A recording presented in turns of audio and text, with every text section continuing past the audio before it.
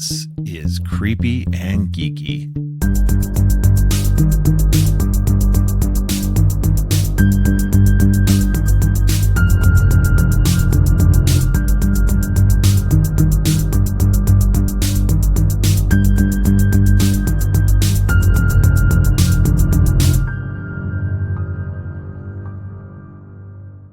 Welcome to Creepy and Geeky. I'm your host, Robert, and on today's episode, Violet Hammond returns to the show to talk about Thor, Love and Thunder. But first, it's time to talk to Donna about what we've been up to in the last week. How are you, Donna? Hey Robert, I'm doing okay. I actually slept in on a weekend for once. So I feel like my batteries are supercharged today. Yay! Hopefully I won't be yammering too much on it. I don't think that's a problem at all. And we do yammer quite a bit on here. We do. Like a house on fire, we get along. Right? Right? All right. Well, I've got a few things. I know you said you've got a few things, so why don't we go ahead and start with you this week? So, the very first thing I wanted to talk about is a couple of things that you actually saw in theaters or available for Mm, streaming. And I was like, holy crap, my weekend is set. So, yeah. so Godzilla Minus One is Yes. on Netflix, and I could not be happy Did that you I get to can watch it watch it. yet? Not yet. Oh, I'm okay. probably going to do it sometime tonight or Yeah. over the weekend. And then also, The First Omen is on Hulu. Yes. Yes. I can't wait for you to So watch both of those. yeah, So I'm we'll have to talk. beyond ecstatic. We'll have to really talk about those next week then. Yeah, because Godzilla minus one was I my number one know. horror movie of last year. So yeah, so I'm excited to hear about it. Yeah, as we record this, Godzilla literally just dropped today onto Netflix and VOD. So Yeah, I cannot wait. And because it's June and the whole Omen 666 thing, my house, we usually have a marathon of the Omen movies and there we you watch go. all fours, but now we get to watch this one and then the additional films. I am loving this week. Yes. Just loving it. Yay. Yeah, I highly recommend both of these movies. The first Omen was really great as well. So it's a did you get to see Immaculate yet? I haven't seen either. Child, I don't go to I know. the But Immaculate's been I'm on VOD perfectly for a fine while too. waiting. Yeah, So if I had seen it, trust me, you would have already known because I would have been freaking out at this point and telling yeah. you, I can't believe they did this.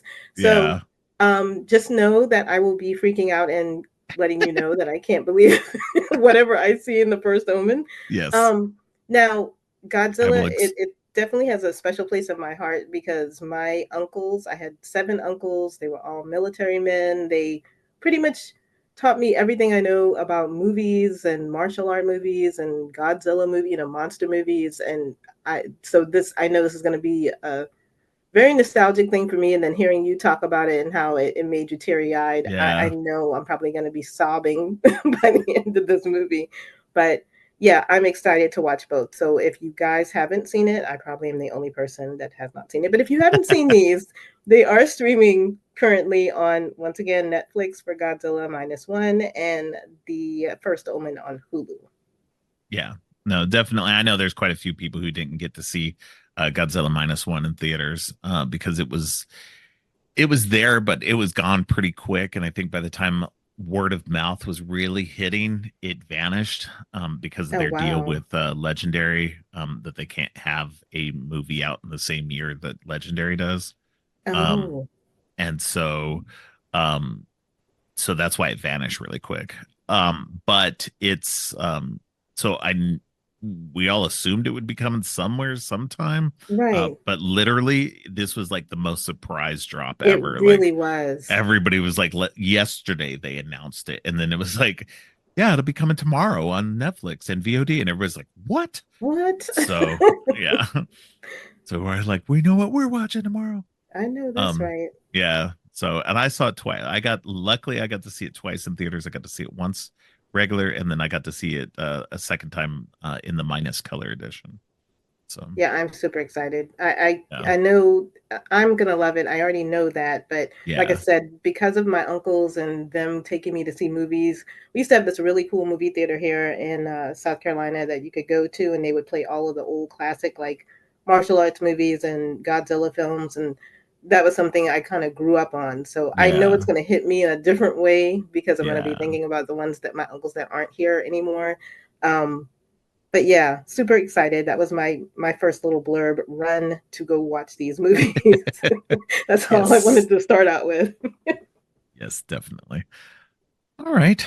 Yeah, I of course I well, not of course, but I did get to go to the movie theater this week. It was kind of a last minute thing. I'd been wanting to see the new movie In a Violent Nature, Mhm. but it was not popping up in the theater that I wanted to go to. It was showing up at another theater that's not a great theater, so I was like, I'm not going to that. Right. But then it finally showed up as a Wednesday night early screening. So I was like, oh, okay, then I'm definitely going to go to that. And then I was able to double feature that with I Saw the TV Glow. Oh wow. So yeah, so first I'll just talk about In a Violent Nature. It's a good movie. It like it didn't wow me as much as I hoped it would. But you know, reading some other reviews that from people who saw it also has given me an even better appreciation for it than when I first came out of the theater with it.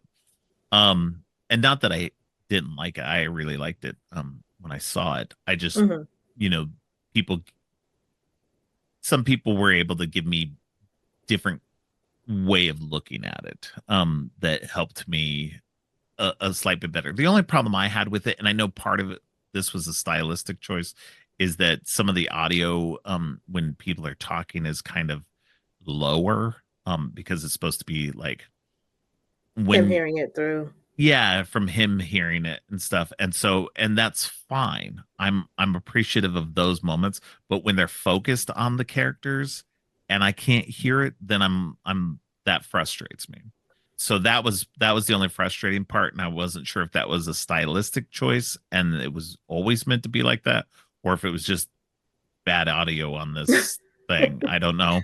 Oh, I'm gonna say it probably was due to the fact that it was supposed to be from the character's well, point of but that hearing. But then you're right. If sure. you're focusing on it, we need to be able to Yeah. hear. The audience needs to know what's going on. There's a moment where it focuses and it's solely looking like going around this campfire of these people and everything like that. It's not from his point of view or from his And you like from still back couldn't as hear far. it. You still couldn't hear Ugh, parts of it. And so that part was like where I'm just like, okay, I need to be able to hear this part because it feels like it's important information. right. So that was the frustrating That's an part. odd choice to make for Yeah, that, so and again, that's why especially. I don't think that that's what it was meant to be. But this makes some really interesting, fun choices in what they do. There's things that, as a horror moviegoer, you expect certain things to happen, and they subvert that quite a bit. And Hmm. so that part's actually kind of fun, um, because you're waiting for moments to drop that would normally drop in a horror movie, and they don't drop. And so you're just like, oh, okay, this is kind of cool. So that aspect is really nice. I And heard so the kills were spectacular in this film, they though. are. There's some definitely some good kills in it. One particularly that was definitely had the audience, both like groaning and chuckling. So just you'll know when you see it. But other than that, I don't want to talk too much about it. But yeah, it's a good movie, definitely worth the watch. It's a Shutter movie, so I suspect it'll be on Shutter before too long. Oh yeah. Um, it's not. I don't think it'll take too long. Um, but yeah, it's a lot of fun. If you can get to the theater to see it, definitely go do it. But if not, it, it it'll definitely be on Shutter soonish. So just like a Late Night with the Devil was. Yeah, I feel like I'm gonna have to wait because the closest theater that's playing it to me is like 90 miles away, and Yeah. I'm not gonna go 90 miles, but I do want to see it, and I'm interested just because, you know, like you said, it has some interesting things that they decided to do. I talked with a couple people who were trying to tell me some things without spoiling it, and they did mention, yeah, that at some point the like some of the people in our audience left. They didn't they Oh didn't yeah. stay. And I was like, well, didn't they not know what movie they were seeing when they came in here? Yeah, I don't know. I was talking to Molly Henry recently, and we were talking about something similar about that, and she was mentioning how she feels like people who do that, it's more of a people who definitely don't know what they're watching. Like they're definitely not part of the horror crowd. Okay. Like because she's been to like festivals and stuff like that Hmm. where she's seen like people who will walk out in the during a movie and like those instances where you hear people fainting or throwing Yeah. up or something like that. Typically those are people who are not horror people and they don't know what they've gotten into. So and it's not true horror people who like and that's what's always so kind of like it's a little disingenuous when people say, "Oh yeah, people were fainting and throwing up." It's like, okay, yeah, but those are the people who aren't used to horror. Who are used Real to the horror people, kills and stuff real that horror people can handle this. we just So look at it and go, "Oh wow, that was inventive," or yeah, "Man, I wish exactly. I had thought of that." Yeah, exactly. So, but yeah, but yeah, I mean, that being said, it's a fun movie. It's got some interesting kills. That definitely will be sparking some conversation for sure. What's your next item? What? You're gonna leave us hanging? You're not gonna talk about? I saw the TV glow. I was gonna wait. I was gonna make it. I can. No, no, no, no. I'll go and do my second one. So since we're talking about movies, and this is something I was going to ask you, I don't remember if you told me you were going to go see this or not, but uh, the Midsommar director's Oh, cut in IMAX. yes, I already got my tickets. Yeah, look at I know. you. I did not get to see this one in theaters when it originally came out. So, one, getting to see it in theater, two, getting to see it in IMAX, and three, getting to see the The director's cut, director's cut. which is the superior cut, is I just love the awesome. director's cut Oh, of me this too. film. I bought that from A24 twice because I bought it once in Blu-ray and then I ended up buying it again in 4K. So, So I have great kids because my daughter actually saw that they had the director's cut on like putting it up for sale. She said, "Ma, you have to buy this now because it's going to be sold out in like 10 minutes." So yeah, of course I immediately ran and got it. But I just was going to bring that up because it is dropping what June 20th. I June think it's a 20th. Yeah. Wednesday. Of course, no IMAX around me is playing this, but Oh, that's okay. boo. That's okay. I will just enjoy my director's cut from home on my lowly TV, Right. while you get to enjoy all of the sounds and the cracklings. Ah, it's And gonna be so I awesome. cannot wait to hear. Now, is your daughter going to see? Is she going to see this with you? She is, but she's already seen it before. This one she's seen before. So, well, I don't know if she's seen the director's cut That's what I was version. going to ask. Has she seen the I think she's director's only cut? seen the regular. I think she's only ever seen the original Oh, cut. then she's in So, for a treat. That's going to be yes, awesome. definitely. Yeah, no, I'm excited about this. So obviously, this is my favorite of Ari Aster's movies, and now with this one, I will have seen all of Ari Aster's movies in the theater. Oh So wow. yeah, the only one up until like because I hadn't seen Hereditary or Midsummer until this year in theater before. Of course, I'd seen Beau is Afraid, but bleh. Um, the slight misstep, Ari Aster. Come on, let's get back on track.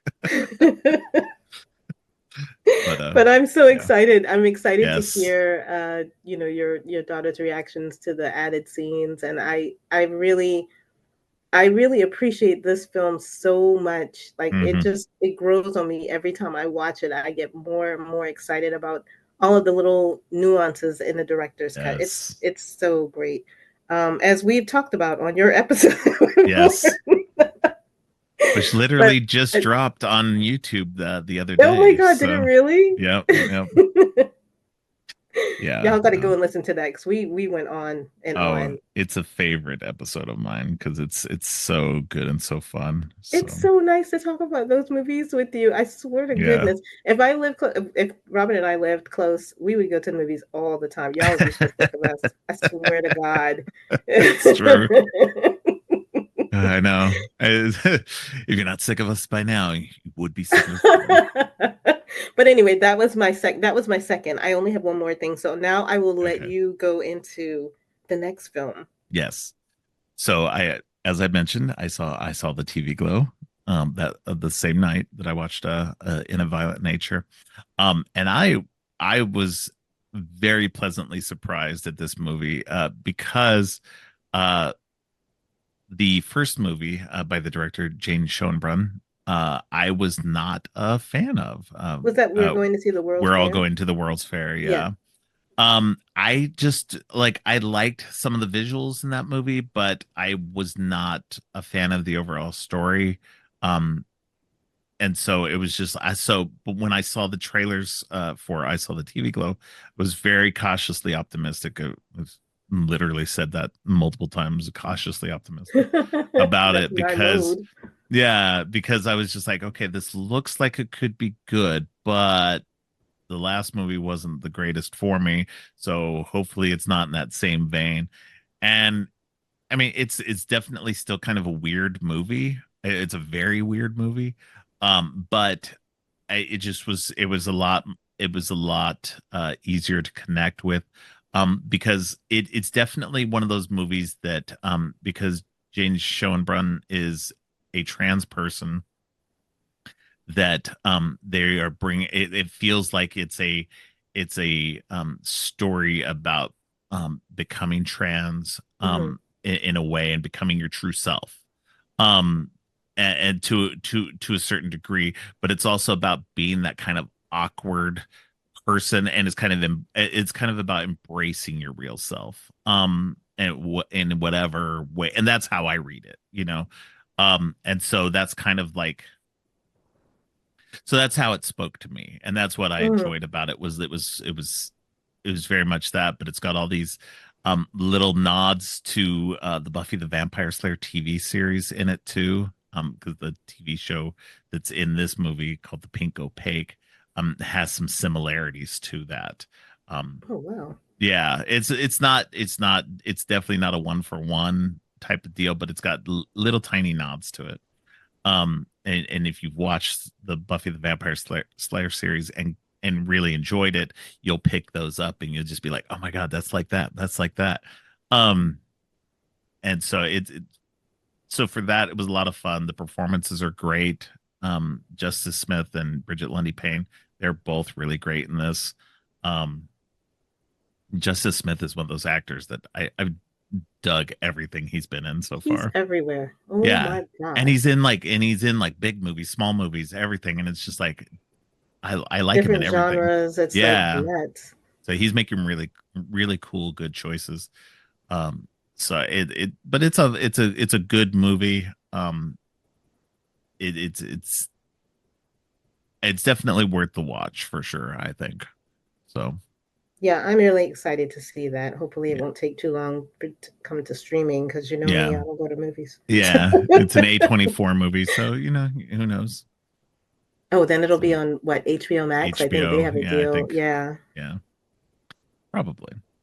Well, I'm glad But you said it was good. I mean, I knew it was going to be good, and yeah. it always intrigued me just seeing little bits here and there about it. Yeah. I'm super excited, and I trust your judgment most of the time. Yeah. We disagree on a few things, but We you know, for do, the but most that's part. okay. Oh my goodness. That's funny. So what's your third thing tonight? Oh yeah, so my last thing is I'm a little excited speaking of A24. There is a psychological horror film that's going to be dropping in September called The Front Room. Have you heard about You this? know, what is it called? The Front The Room? Front Room. Yes. No, I have not heard of this. So, I don't know how many people listening are familiar with the R&B singer Brandy Oh, Norwood. yeah. She's going to be starring in this one, and it's actually directed by Sam and Max Eggers, who are the younger brothers of Robert Eggers. So, Oh, interesting. yeah, so I'm interested to see how they're going under the Egger brothers. So I'm interested to see how this is going to work. But it's a psychological horror film, and it's based on a short story. Um, not too much has come out about it, and I feel like I want to go and read the short story, but then I don't want to read it Yeah. because I feel like that's going to spoil it for me. So Yeah. but no trailer or anything yet. That's just the Interesting. words. But I'm excited just because, you know, the last horror movie that I saw Brandy in was I Still Know What You Did Last Summer, and that was not good. So Yeah. I'm hoping this will be a good transition for her. She's not a bad actress. She just doesn't get a lot of good roles. So this will be interesting. And anytime there's a horror movie with a black lead, I'm 100% sold. So the Okay. Eggers brothers got me a little. I'm a little titillated by it. I want to see if they got the Yeah. chops that Robert does. So this is the little plot synopsis that I was able to find about it. It says the film follows a young, newly pregnant couple forced to take in an alien stepmother who has long been estranged from the family. Yeah, that's gonna be weird. Yeah. She's in the front room. I'm assuming that's gonna be Yeah. weird. Yeah. And then apparently Max co-wrote The Lighthouse and Sam Eggers was a production assistant on The Witch. So I mean they've definitely been closely associated with Robert Eggers's movies. So Yeah, it seems like 2024 is a year for a lot of family directors and people putting things yeah. out. It's Yeah, because interesting. Caitlin Cronenberg with Humane. Yeah. I still need to see that. But yeah, no, it's pretty cool. I So that was actually my remembered last little blurb. I do actually have two more things. I had forgotten about one thing that I wanted to talk about, That's fine. which I'm done with all of my stuff, so go right okay. ahead. So I'll jump in. I saw because it's only on VOD right now. It's not available for streaming. You have to rent it or buy it. It's called The Last Stop in Yuma County. Oh, right, we were talking about that. Yeah. So it's a really good neo noir movie. Bunch of people end up having to stop and like they stop at this gas station, but the gas station doesn't have gas. And they have to wait for the truck. And it's set in the 1970s in Arizona, obviously Yuma County. And so they while they wait for the truck, everybody has to um wait at this diner that's connected to the gas station. And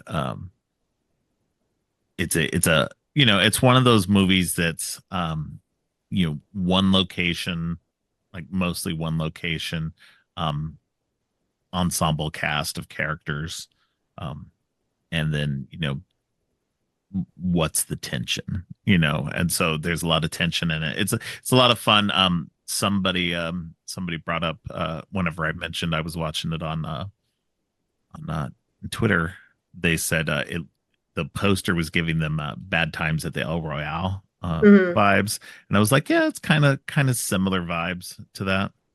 So yeah, it's definitely in that aim. But the main character is played by Jim Cummings from The Wolf of Snow Hollow, um, and his other movies, The Beta Test and Thunder Road.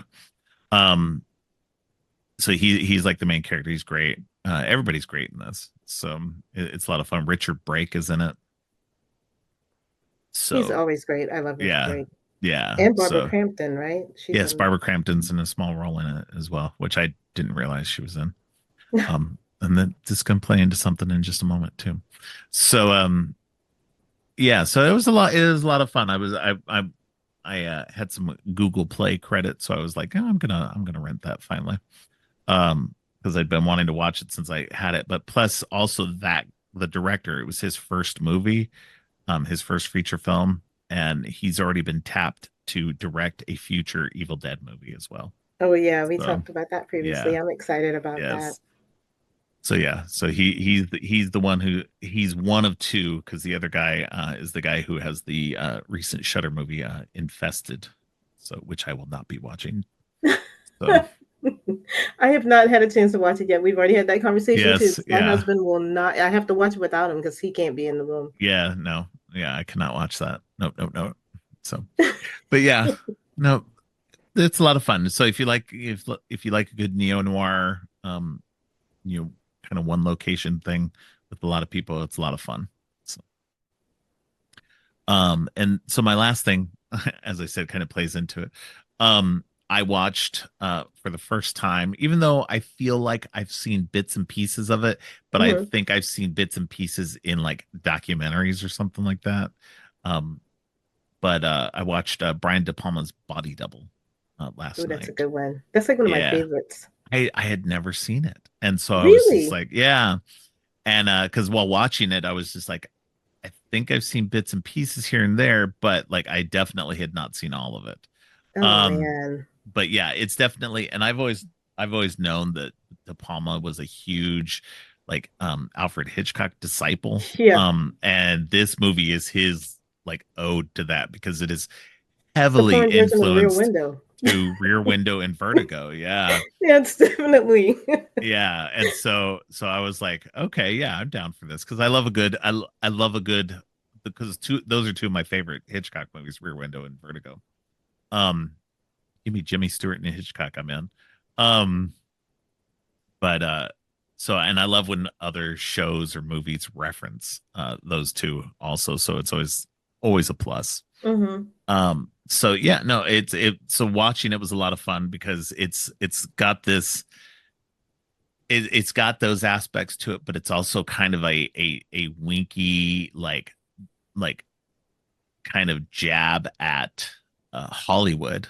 And Hmm. having read up on kind of the reasons for making it was because he had been censored several times by the MPAA for his movies like Dress to Kill and Scarface and stuff like that. So he wanted to make something that was ultra like hard R, like, and he But did. also, I mean, look at this. Look at. I'm yeah, gonna just put this in your face. This yeah, is what you yeah. do. Yeah. And so he like I mean he ended up getting an X rating on it originally and then cut a few things back but didn't have to cut that much back. And like I honestly I don't think you could make this movie today. In It's so weird to say that the 80s in some ways was less repressive than movies today. So because there's well and I also don't think people are taking chances like this anymore. No, not at all. Not in they so here's the thing, you could make a movie like this today but it would be an independent movie, whereas I think Body Double was a major studio feature, and so I think that you can't make studio pictures like this anymore. So it's definitely an interesting time right now. Yeah, So it was made by Columbia Pictures, yeah, so yeah, yeah, you're right. You know, the thing I love about Body Double, and, and I would just throw this out here. My mom is a huge Hitchcock. She was a Hitchcock lover, yes, and so that by association, I became a huge Hitchcock lover.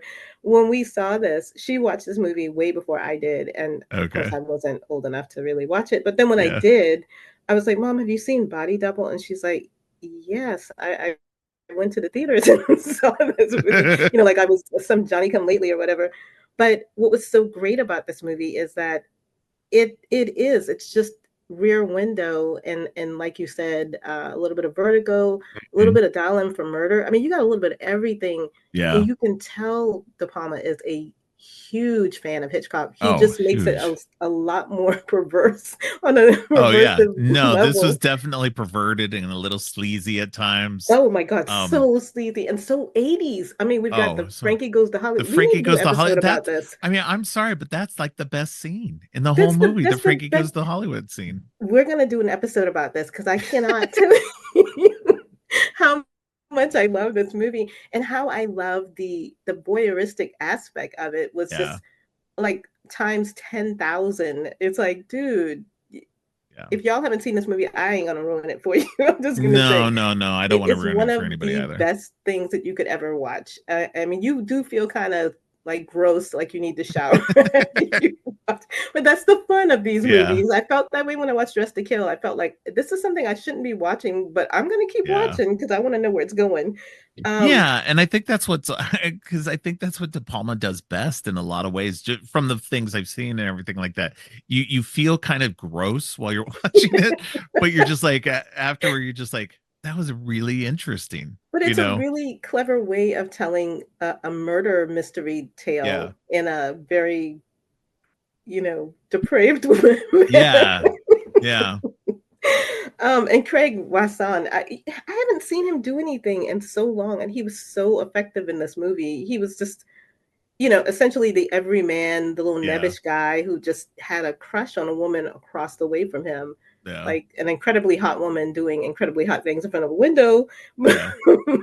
But I, yeah, we got to do an episode. I can't. I feel like if I go on, I'm gonna gush on like a fangirl, but I Yeah. absolutely love Body Double. It's like an underrated gem as far as I'm concerned. Yeah.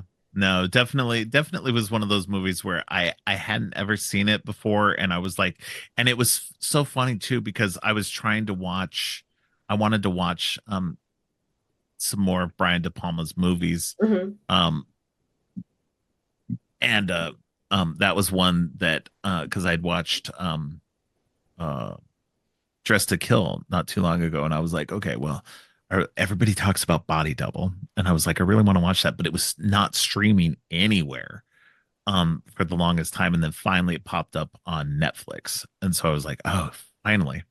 So, and then last night I was just like, I want to watch something because I get into a bad choice paralysis type situation where like I know I want to watch a movie, but then I don't, and I end up watching dumb crap on YouTube. And so last night I was like, no, I'm gonna watch something. So I went to Netflix, and then I had two choices because the first two movies up on my thing were one that you've suggested from your podcast, May the Devil Take You, um, and Body Double. And I was like, both of them, they're about the same length. And I was like, let me go for Body Double. Because that one may disappear on me, whereas May the Devil Take You is a Netflix thing. They did that, and so I was just like, I gotta watch that one, and so yeah, so I watched that, and it was really good. I had a lot of fun with that. So, Bravo, Robert. I am so yeah. proud of you. Oh my gosh. uh, And now the real question is, have you seen his film Sisters? I have not. I believe Okay. I've got it saved somewhere. I definitely have a few of his other movies saved and wanting to watch them. Um, uh, at some point, I just haven't had Hmm. a chance to. Because like I really want to watch Blowout. Um, also, yeah, Sisters is on Max. I believe I have it saved on there. Blowout Um, is another really good one that has a yeah. little look of Hollywood again. Yeah, and that's the thing. I really love movies that kind of um yeah, Sisters, and I also have The Fury on there also. I love The Um Fury. That's a good one. yeah. So I like But I Blowout is one that I really loved Travolta, his acting in that one. I think that's one of my favorite roles of his. yeah, it's yeah, I've got that saved on Tubi. So um yeah, so there was a few that I really wanted to check out of his kind of his like 70s and early 80s work because it seemed like that was kind of like prime De Palma where he was kind of working in um that really good era like with Carrie and stuff like that. So Yeah. um not that I wouldn't watch some of his later things, but it seemed like he started getting, I don't know, bigger. Like, because I've seen The Untouchables and I've seen Mission Impossible, of course. So and those are great. Yeah, he But definitely got out of the stuff that I loved to watch when I was a teen, which was the sleazy yeah, yeah, the sleazy Hitchcock films, yeah, as I used yeah, to call them. But yeah, you definitely get a chance to watch those, especially yeah, Blowout. I think you would love Blowout. That was another one that was a great ode to Hitchcock film. I mean, they all are, but that yeah, one especially gives me like serious Hitchcock vibes. But I'm yeah, so glad that you got to watch it now. I can talk about yeah, it and I don't have to worry about ruining it. yeah, yeah. No, definitely. We could talk off air a little bit more about it too. So, all right. Well, that's all I had for this week. If you are done, we can go ahead and close on out. Oh yeah, I'm done. I only had those three, so I'm good to go. All right. Um, we talked off air, and Donna does not. She will have put out an episode by the time this airs, but as we speak, she had told me that she hadn't decided which episode she was going to do, so she can't tease us with what it is. We'll be Um, surprised together. You guys will yes, find out. yes. You guys will probably already know by the time you listen to this. If you don't, you should be listening to her podcast too. Yeah, just come Um, on over. I promise you, I'm yeah. just as dorky over there as I am here. And she does a lot lower runtime than I do I do indeed. because she doesn't talk to other people, so I get in you and don't get go off out. on tangents. No, I go off on my own Donna Yeah, tangents and true, I have to true. come back around. But But yeah, yes, please definitely come and go take check her out. a listen if you would like, after you've listened to Robert and his glorious guest. Yeah. All right. Yep. I am uh talking to Violet Hammond next on the show, and we're gonna be talking about Thor: Love and Thunder. So stay tuned and stay creepy.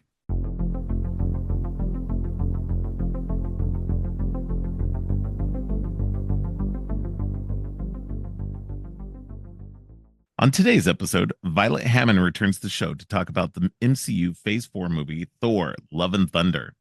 Violet is the managing director of a theater in New York. She's also been a guest on several other podcasts, including Frame to Frame, Movieversaries, Den of 10, and more. Welcome back to the show, Violet. Yay. Thanks for having me Yeah, back. Always of happy to talk course. Marvel. Yeah. It's always good to have you on, whether Marvel or, on the spooky side. Yes, now that we've So, finally done that.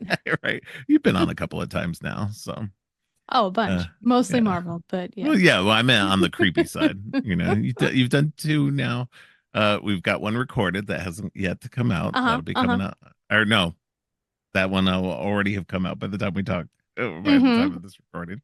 Mm-hmm. So you've done two, and you did what Bram Stoker's Dracula Yes. and interview with the vampire episode we Yes. did Oh, back that's in such a December. yeah, that was a fun one. Yeah, That was definitely. awesome. Yeah. See, it's But all stuff that you can't shut me up about. That's the problem. right. That's why our episodes are so long. Right. And they're ginormously long. Sorry, everybody. Yeah. But yeah, but this one we're talking Thor: Love and Thunder. One of the more I'd say divisive of the MCU movies, especially of Phase 4. And so here's the thing. I rewatched it for the second. I've only seen it twice now, once in the theater and once just the other day in prep for this episode. And the first time I came out of it, I loved it. I loved it a lot. I did not have the problems that people had with it. Um, but I saw those problems and was like, maybe I'm wrong. So when I went back to watch it the second time, I watched it, tried to watch it with as fresh eyes as I could. It bit like I said, it had been a while, so I didn't remember every little thing. But I still enjoy it quite a bit. I don't enjoy it as much as I did when I first watched it. And I can understand some of the criticisms on it, but not all of them. And it's going to be a fun conversation, I think, in Yeah. terms of where we're both out on it. Because I Yeah. think you have a similar thing too. You hadn't seen it since the theater.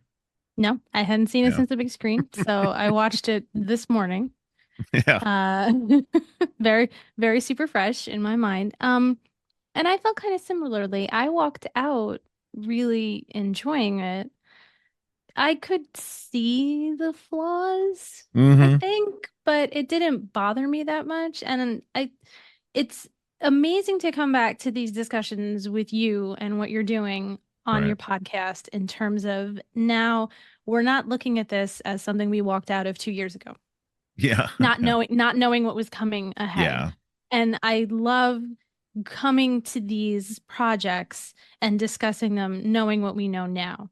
And I right, think honestly, if everybody would be in a place where they would want to revisit this, they would not be as bothered by it as they were when they walked out of it. Because I think that a lot of the things that have come since then are not as strong as this. I do think this is a pretty strong entry for Phase 4 in general. I think that right, people were kind of looking at this as, and to be fair, it's the same thing. Like you and I did Infinity War together and right, talked about that. And then you did Hugh, you and Hugh did Endgame. Like that was a huge emotional situation, a colossal achievement. And then we're kind of coming back into this kind of movie, and you're like, okay, like, and it is a little bit of a letdown, but that was the kind of thing everybody needed to give it have the patience to let it build up again. Yeah.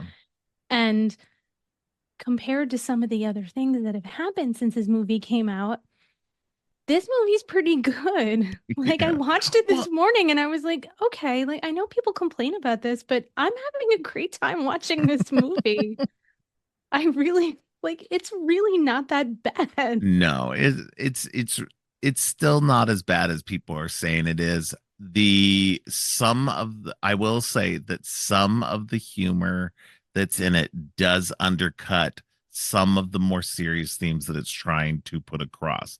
Hmm. Now, that's not Hmm. to say that if you kind of put that stuff aside, you can still see the really good story that's there, Hmm. and that I can understand the frustrations that people have with this movie, and that they wanted more of that not necessarily it needed to be serious, but it definitely needed to be taken a little bit more seriously at times, where the humor, which is the problem is that the humor is annoying humor. Yes. And it's not always, it doesn't come across as well as it did in Ragnarok. No. No, it doesn't. And I think Ragnarok, and I know some people disagree and think that Ragnarok is just as bad in a lot of ways, but I think Ragnarok is ultimately the best Thor movie and one of the best MCU movies. It's one of the strongest ones for me in terms of getting the point across, having real stakes, transforming the character in a positive way, that continued on through the next, you know, bit every appearance that he's been in since then. I think this one really undercut even that what they were building up with him in Yes. terms of making him this more comedic version of himself. They turned him into space himbo, and it not in the great way that it could have Yeah. been, like, and that's fine if that's where you wanted to go with it. There's nothing wrong with that. Hmm. But Hmm. it did undercut the character a lot and undercut the stories, especially for as serious as this story needed to be taken. Yes. And that's largely where I can see the issues at it, and where on this second view, and I'm kind of like, okay, I kind of get people's point now. Yes. I don't think that it's a wholly terrible movie because of that, though, because I think that there's still enough in here to really chew on and enjoy, Yes. for what it Agreed. is. So Yeah. No, I totally agree. And there's those moments when you can really feel it's almost like somebody turned the light switch off. It's like, okay, yeah, now, I mean, and it's the movie has besides that and besides the humor, the movie tying into the humor, it has serious tonal issues. yeah, oh yeah, no, it's It's all over the like place in tone. Yeah, it's like a and wildly, but in the yeah, same scene, in the same it scene. can, It's yeah. like a pinball machine. It's like Mm-hmm. the plot is like a pinball and it's just ding ding ding ding ding ding, ding, and you're like, whoa, whoa, Right. whoa, whoa, whoa, whoa. Whoa. Yeah. Like let me process this before you start trying to slap me across the face with a joke. Like Right. calm down. I think, It's yeah.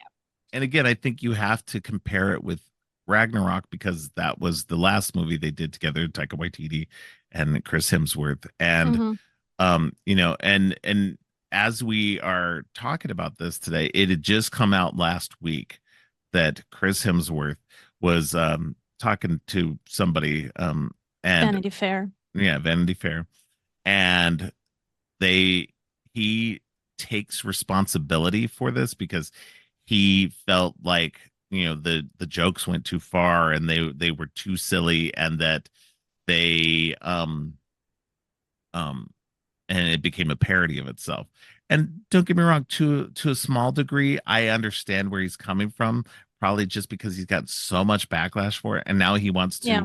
to, have one more chance to make a serious Thor movie. I'm like, okay, number one, it's not his fault.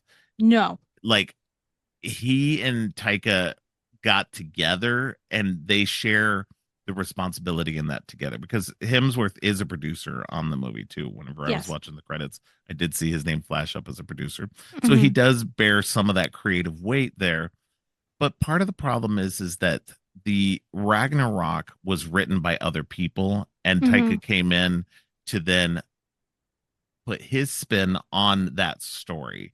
And I Yes. think that worked because there was a framework already there that he had to kind of follow that was already approved. And then he could put his little jokes in here and there that worked. It made it work in a way. Yeah. This one was fully a Taika Waititi. There was a co-writer, but Yes. there, but everything was just him, and especially on set, him and Hemsworth just having fun. Right. Um, and there's nothing wrong with that. I don't think that even what they did, what the movie comes out being, I think it just goes a little too silly at times. And like we said, there's that there's that weird tonal shifting in the middle of scenes that bounces Hmm. from being way too funny, or way too silly. I wouldn't even say funny, because there's a lot of times where the humor just does not land. Doesn't land. No, it's true. And and I'll mention the goats, because the goats are fucking funny. They are One time, maybe twice, but multiple times within a short like time continuous. frame, Yes.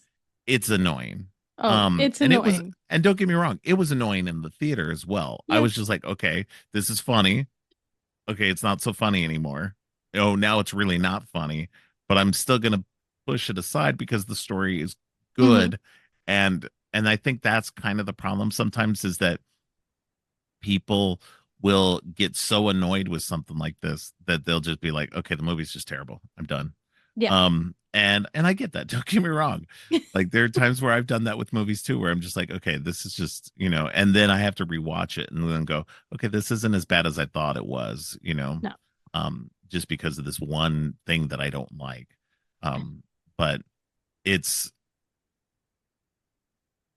I think that, it was more a case of them just kind of trying to one up each other and go, how can we make this sillier? How can we have fun? Yeah. And there's nothing inherently wrong with that. Marvel ultimately, one, approved it, and two, put it out. So Yeah. they believed in what they were making. So like, and that's where I get frustrated with people too, is just like, as much as Chris Hemsworth wants to take blame for it, he's not to blame. There was No. multiple people involved that were higher up the rung than he was in terms of it getting released. Yeah. Of And course. so They ultimately, I mean, really had an issue with it, they would have they could have edited. fixed it in They would editing. have They could done. have done Yeah. reshoots, Yeah. whatever else. Feige, so I've got to believe Feige watches all these before they Oh, get released. you And would so, hope. yeah, you would hope. Because it's his name that's ultimately stamped across every one of these. Hmm. And so he must have liked it enough. Yeah. And so I just I don't know. I feel like as much as he wants to take the blame for it, I don't think he's ultimately responsible, because he was just one piece of it. Yes. And even I don't blame fully Taika, although reading reports of his kind of attitude about the source material and everything like that was very frustrating. He does Hmm. not, and don't get me wrong, I'm not expecting every director slash writer to be intimate with the material. But I would like to see people who are passionate Hmm. about it. Hmm. And that's one of the things that I think is the issue with Taika, is that he doesn't seem passionate about the material. He sees it as a job. And again, that's totally fine. It is a job. But I think that if you're going to have people mucking around in the MCU, that, and anything, any movie Hmm. type of thing, you want people who are passionate and have a vision and have a desire to want to be there and to do the best job that they can, and not Yes. just turn in something that they think is silly and fun. And honestly, I can see there's an argument to be made that Taika kind of messed with it so much because he was just like, I don't care. I'm just going to do whatever I want to do and turn in whatever. And, I they think can suck it. but I don't know if it went I don't think that it went that far. far either. I think he was just having too much fun. I think I so think it was too. I just think that's what they it needed was. Yeah. they needed someone else there to Yeah. say, you guys have to calm down, like Right. rein it in, Yeah. pull it back, because I think that after Ragnarok was such a huge success, they Hmm. were like, go crazy. And they went crazy. Like they Yeah. really did. And they really needed somebody else around to pull Right. it back and focus it. Because Right. there's so many good parts here, but they just don't like stitch Hmm. together nicely. And if Right. somebody else had been paying attention to that, it might have turned out better. Some of the, the fat could have been cut a little bit. We would have had a Yeah. leaner story, a story that made more sense, a story that they felt proud of. Because I feel terrible that Chris Hemsworth feels like he needs to take responsibility for it because he's great Yeah. in this. Yeah. He's Yeah. great. Yeah. He's I mean, he's there's a couple so of moments. good. There's a couple of no, and that's the thing. Like he's doing the best job possible given the material Hmm. and with the character that he sees it as at that point. Right. Um, and I get because that it is an interesting arc for the character because it follows Endgame. And part of it is there's too much Korg. Korg is Yeah, best but when again, that's Taika. yeah, no, I know. That's him And putting himself into it too much. right. And I get that, he thinks it's funny. He thinks that's what everybody loved about Ragnarok was Korg, and it's like, no, No. it was the Thor Hulk dynamic. Come on, we all know that that's really what it was. And Korg, Korg, Loki. Korg is great. Yeah, and Loki. Um, Korg is great in small amounts, and you Hmm. can't give him as much as you gave him in this one. No, it's too Um, much. because the focus of this movie really needed to be on the Gore storyline and Mhm. on Jane's storyline. Yes. Because ultimately this whole movie is based on an epic run by writer Jason Aaron in the comic books, who did this fantastic run on the Thor comics where Gore the God Butcher was introduced, and Jane as Thor was introduced, the whole cancer storyline. All of that was in the comic books, and well done, very well done. I don't always like the Gore storyline, but the Jane Foster storyline was really done well. And I think that when they focus on those in the story in the movie, it's done very well. Hmm. I wish that there was a more serious take on that, and I don't need it to be fully serious either. I don't need it to be like straight up, going back to um Thor and Thor the Dark World. We don't need to take it that seriously. And that's what I'm afraid of, is that Hemsworth Yeah. is going to feel like he needs to take it back to that level. And it's like, no, no, no, just pull it back just one little step. Don't pull it all the way back, No. because I like the Thor that is fun and just interesting in that way, where there is a certain playfulness to his character rather Right. than being the like, I don't know, the kind of goober that he becomes in the The, first two movies. the Shakespearean hero Yeah, of yeah, one that's a and little two. too much. Yeah, It is too much. And he's but just naturally charismatic and he is. funny.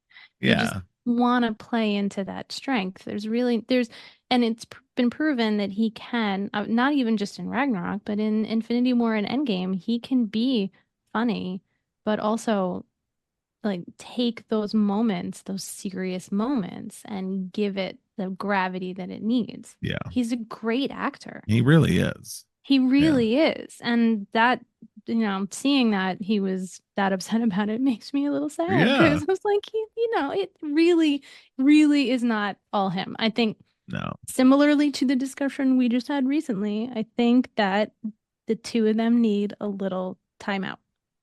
yeah, They need a yeah, timeout. They need right. to step back and reevaluate. And I think that it would be fine. Now, I did read that Taika's not involved if they do another Yeah, Thor. yeah. No, he's done with the MCU I as was far as like, I understand. and and that's I'm fine.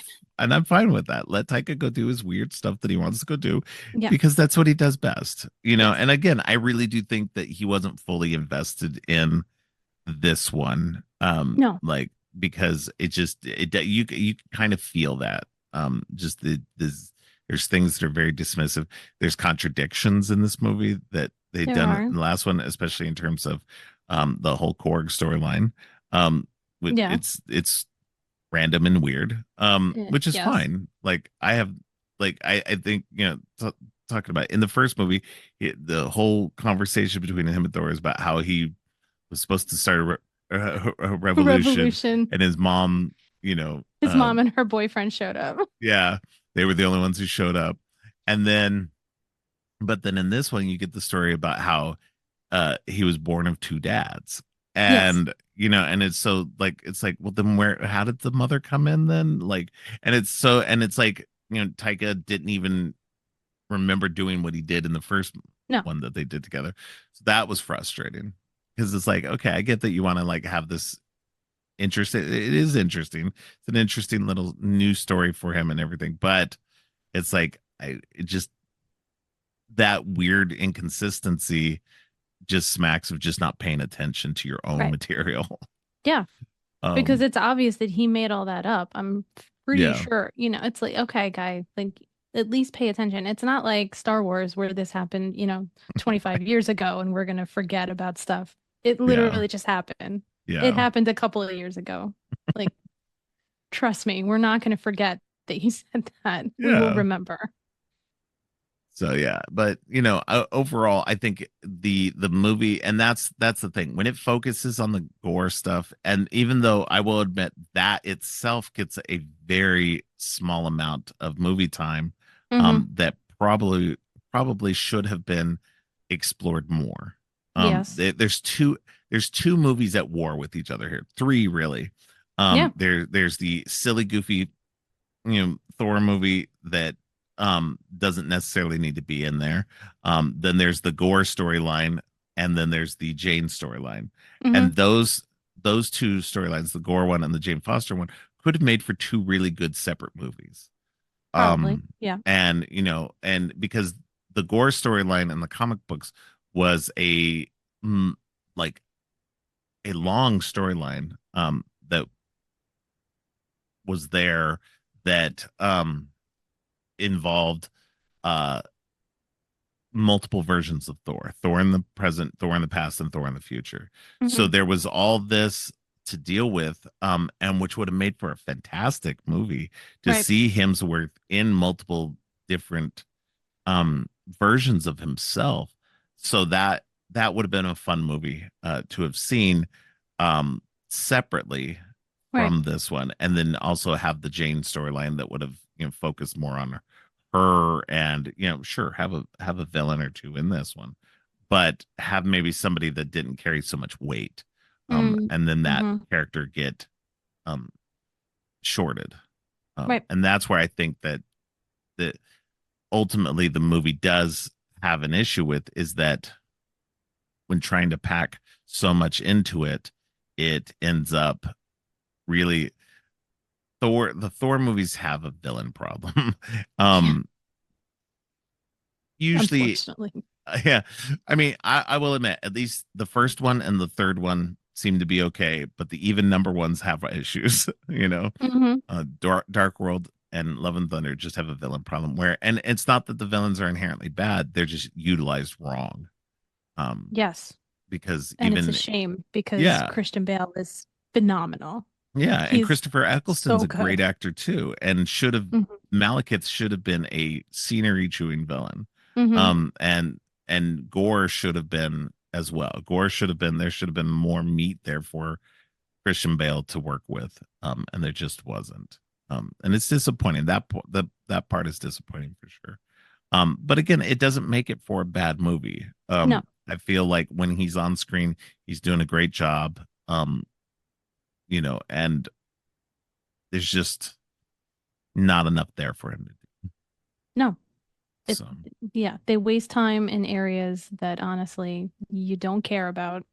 You just want to yeah, get back to the good stuff. And then yeah, I don't even know if I would mind having a Jane and Gore situation. It's just that we right, waste so much time on other stuff. And right, it's like a breezy 2 hours. yeah, yeah. Like it I feels think it's fast just under 2 hours. Yeah, because that pinball is just bouncing, bouncing, yeah, bouncing, bouncing, go, go, go, go, go. But I maybe I want to take a moment with Gore because it's a great introduction. Hmm. It gives you all the information you need. You know exactly who this guy is and what his deal is, and you're ready to see that conflict. But it's just bounce, bounce, bounce, bounce, bounce, bounce. We got to get the Guardians in there. We have to have that. Yeah. Okay. They're there for a little bit. And you Yeah. know, it's like, in even seeing this today and having seen Guardians 3, I'm like, wow, Star-Lord seems like he's kind of got it together. Yeah. And then the next time we see him, he's an absolute disaster. So it's like, Right. okay. So, but that is just, that's the pitfalls and situations when you have this shared universe where so many people Right. have their hands in the pie. Everyone's stirring the pot, trying to Right. figure out what to do. But that, like, tonally, the tone of the Guardians in the beginning did really throw me off. And then they're gone. They're gone in like Yeah. 5 minutes. The pinball is off again. We're going to the next thing. The next thing is Jane in an MRI machine. It's like, what is happening? Like, you're just Yeah. bouncing from thing to thing to thing to thing. And like, yeah, it needed an editor. It needed help. Yeah. Yeah. It needed a little more focus for sure. I think that with what you were saying with like how the Guardians are in this compared to how they are in their own movie and everything. This is kind of how, like, I think that it's funny too because people talk about how these movies get the characters and how that sometimes the characters in different movies, in different situations where they seem a little bit different compared to how they are maybe in their own movies and such. Mm-hmm. And that's very much how it is with even the comic books because a Mm. writer will come in and they will change things. They will change the character. They've got their own storylines they want to do, so they kind of tweak the character. No character is ever a truly like static um way of being. So you're Mm-hmm. going to get somebody who's like Thor, who in a Taika Waititi movie is going to be silly. He's going to be goofy, and that's going to extend to the other characters as well. There's going to be mm, like the Guardians are going to seem almost like parodies of themselves. Um, Yep. Not necessarily in a hugely bad way. I like the depiction of the Guardians of this. It's different, Yep. and fun in its own way, just like they are in the Avengers movies Mm-hmm. that they appear in. I know Gunn had a part in helping to guide the scripts for those characters. Right. But ultimately it still comes down to the Russo brothers in the Avengers movies. Mm-hmm. Um and the actors themselves playing their characters in whatever way it is. I mean, inherently the Guardians are a silly bunch of people too. James Gunn's movies Yeah, are very goofy and they are, but they for sure. carry that emotional weight as well. And I think that's Mm-hmm. something that maybe Taika hasn't learned quite well yet. In that I mean, again, Ragnarok manages to do that, but I think partially that's because of other writers being involved, Right. and Right. and imbuing those characters with weight that maybe he wouldn't have give them in those situations, because that's ultimately where it comes to, is like you said with Jane, is that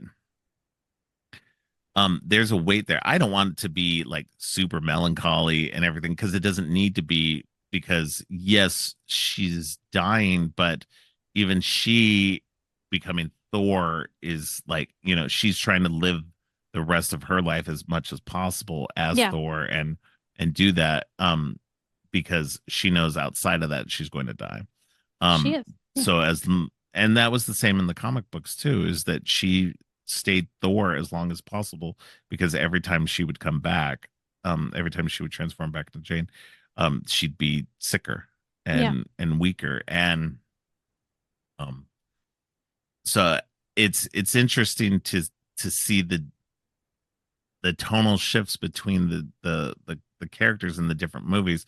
But again, I don't think that's a bad thing, because that is what's fun about um watching them in the different movies, watching them in the different aspects of themselves, because it does give you a chance to see different facets of the characters Oh, that yeah. a writer is bringing into them. I was totally, totally cool with it Yeah, until like yeah, until one line of dialogue where and this is their whole purpose of being in there. And I understand that. It's like this is what Thor's been doing since Endgame. Right. He's flying around with them. He's meditating or whatever while everybody else fights, and he steps Right. in when he really needs to. And that was fine. Like all of that, it's like, it's fine. This is silly. This is cool. When they're like, okay, you need to go. Star-Lord is just like, hey, you know, I found the person I loved and I lost her and that sucked. But now like you got to go figure your stuff out. And I was like, guy, I mean it took me so far out of it.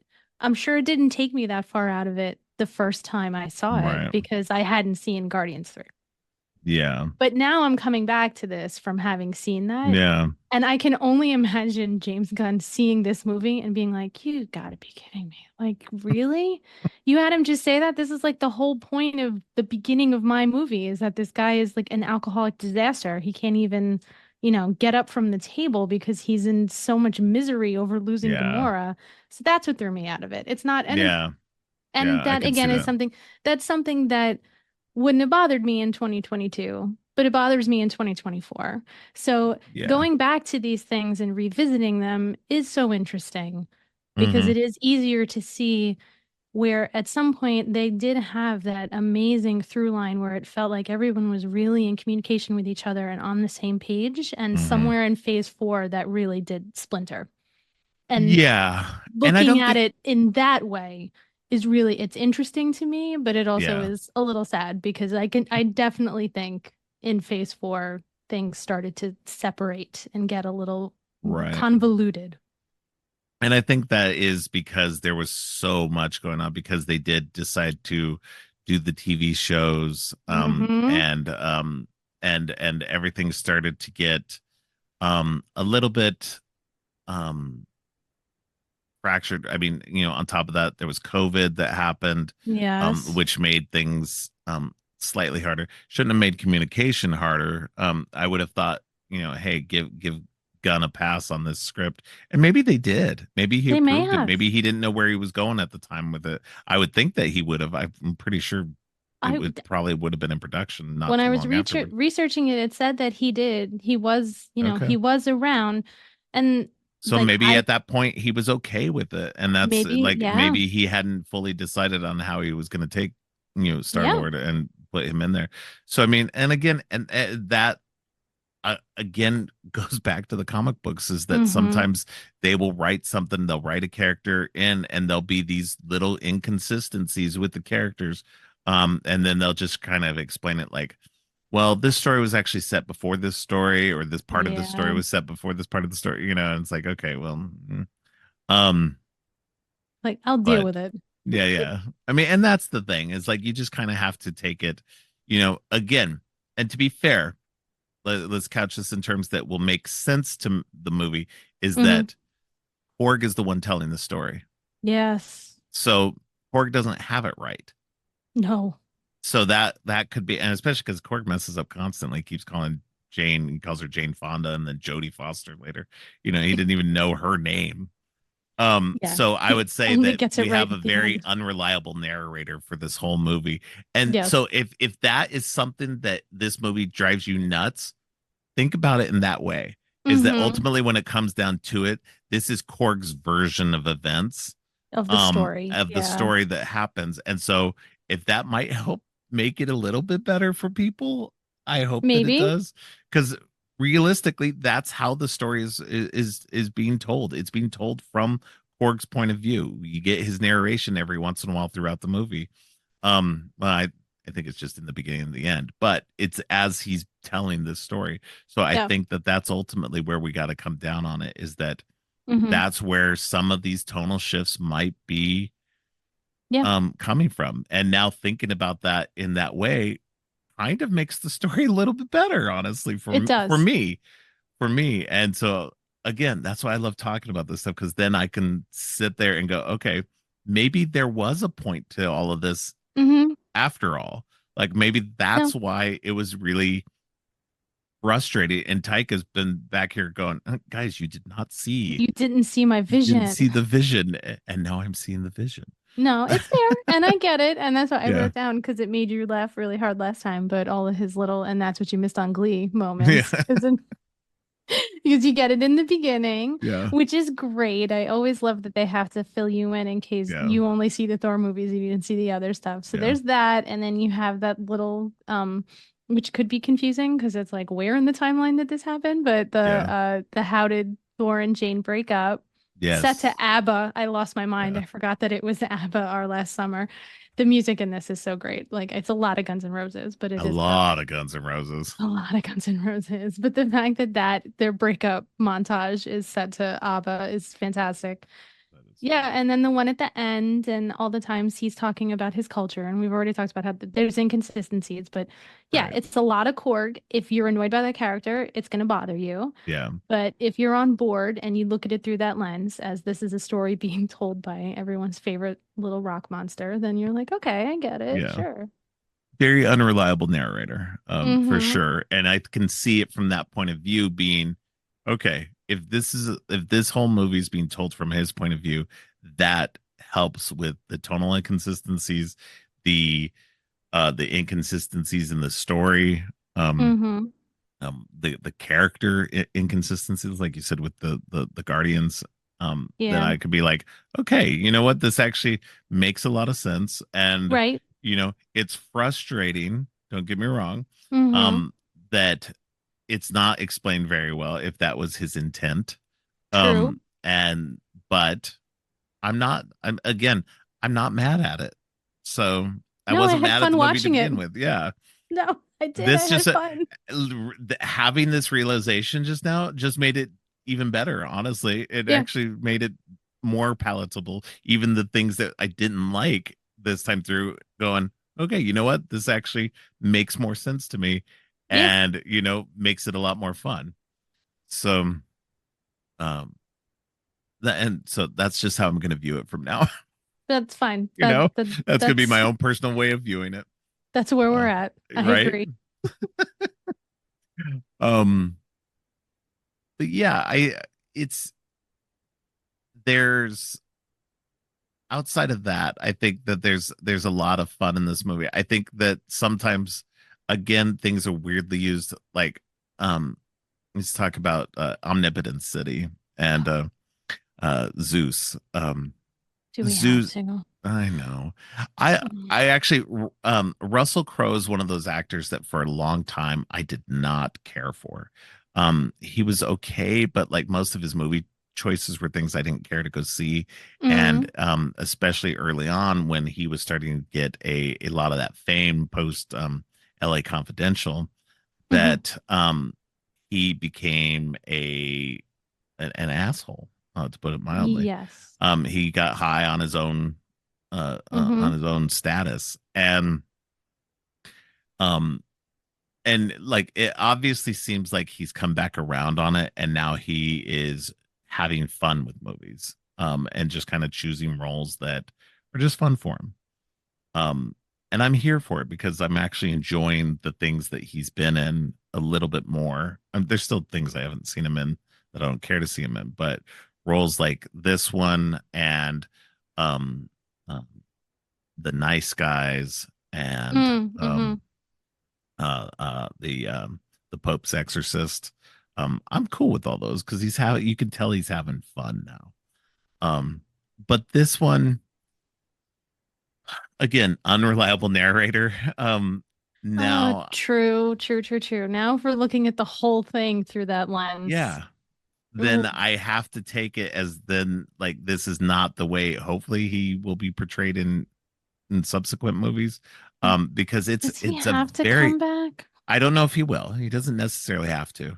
I Um, hate this part. This is the one part of the movie that I would just like snip, snip, and just like move on. it Like I don't feels even care about the lightning bolt. Just it's this whole part is so annoying. it so but here's the thing. I'm not completely mad at the portrayal because Zeus in mythology is a very arrogant, very vainglorious asshole. Yeah. He only cares about himself.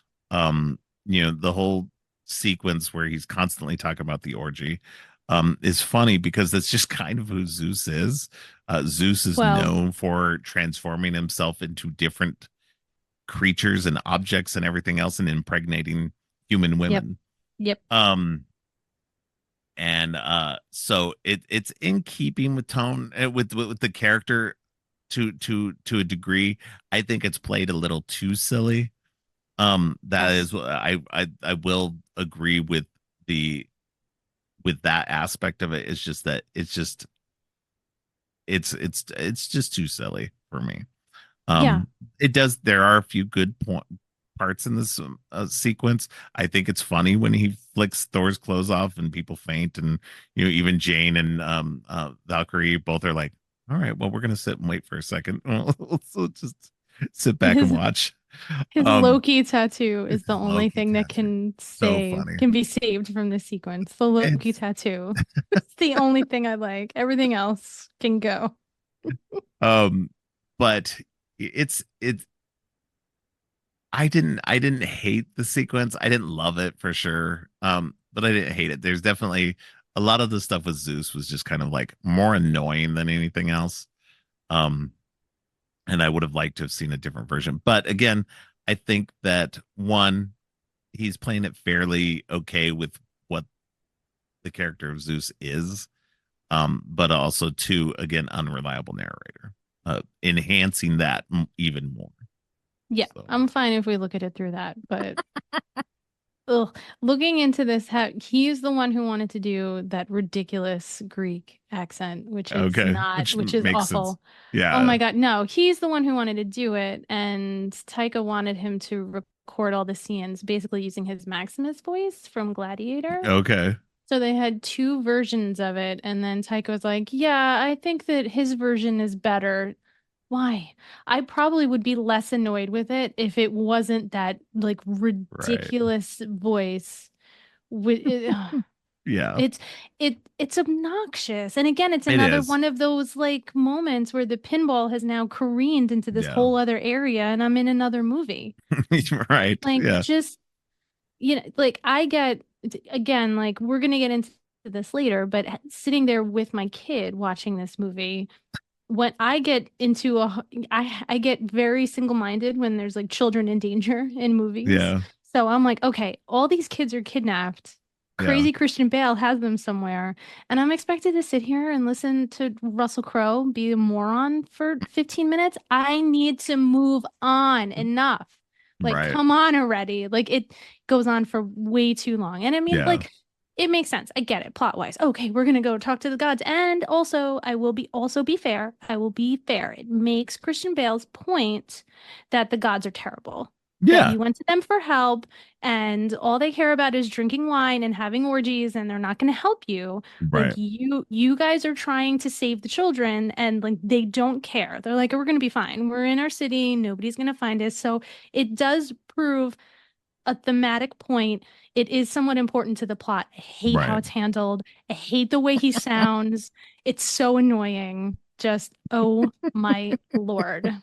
Snip it, snip, snip, and then let's move on. Yeah.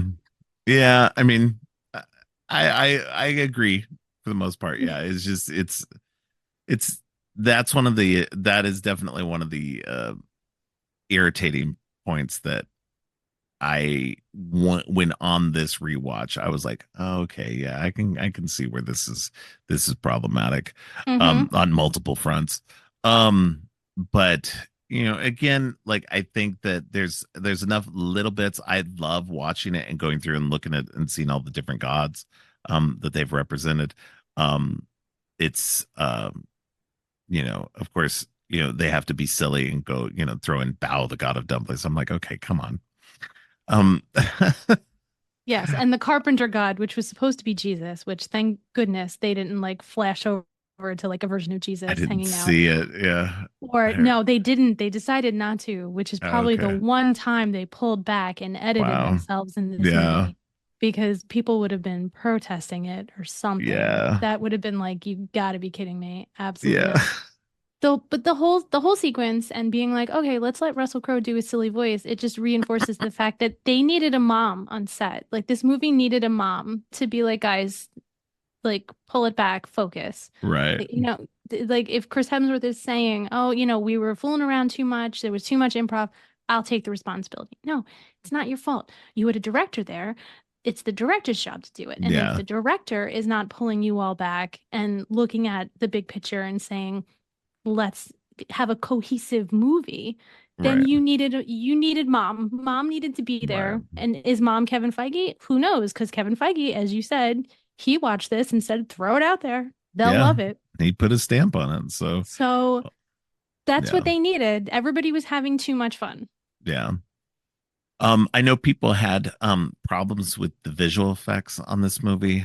This was another case of Marvel doing of rushing the visual effects. Yes. I am not, I guess maybe my eyes are old. I don't see a lot of the No. problems that other people were having, although I will admit the floating head of Axel, the son of Heimdall, was terrible in the theaters. It was Yes. much better on the video Yeah. presentation.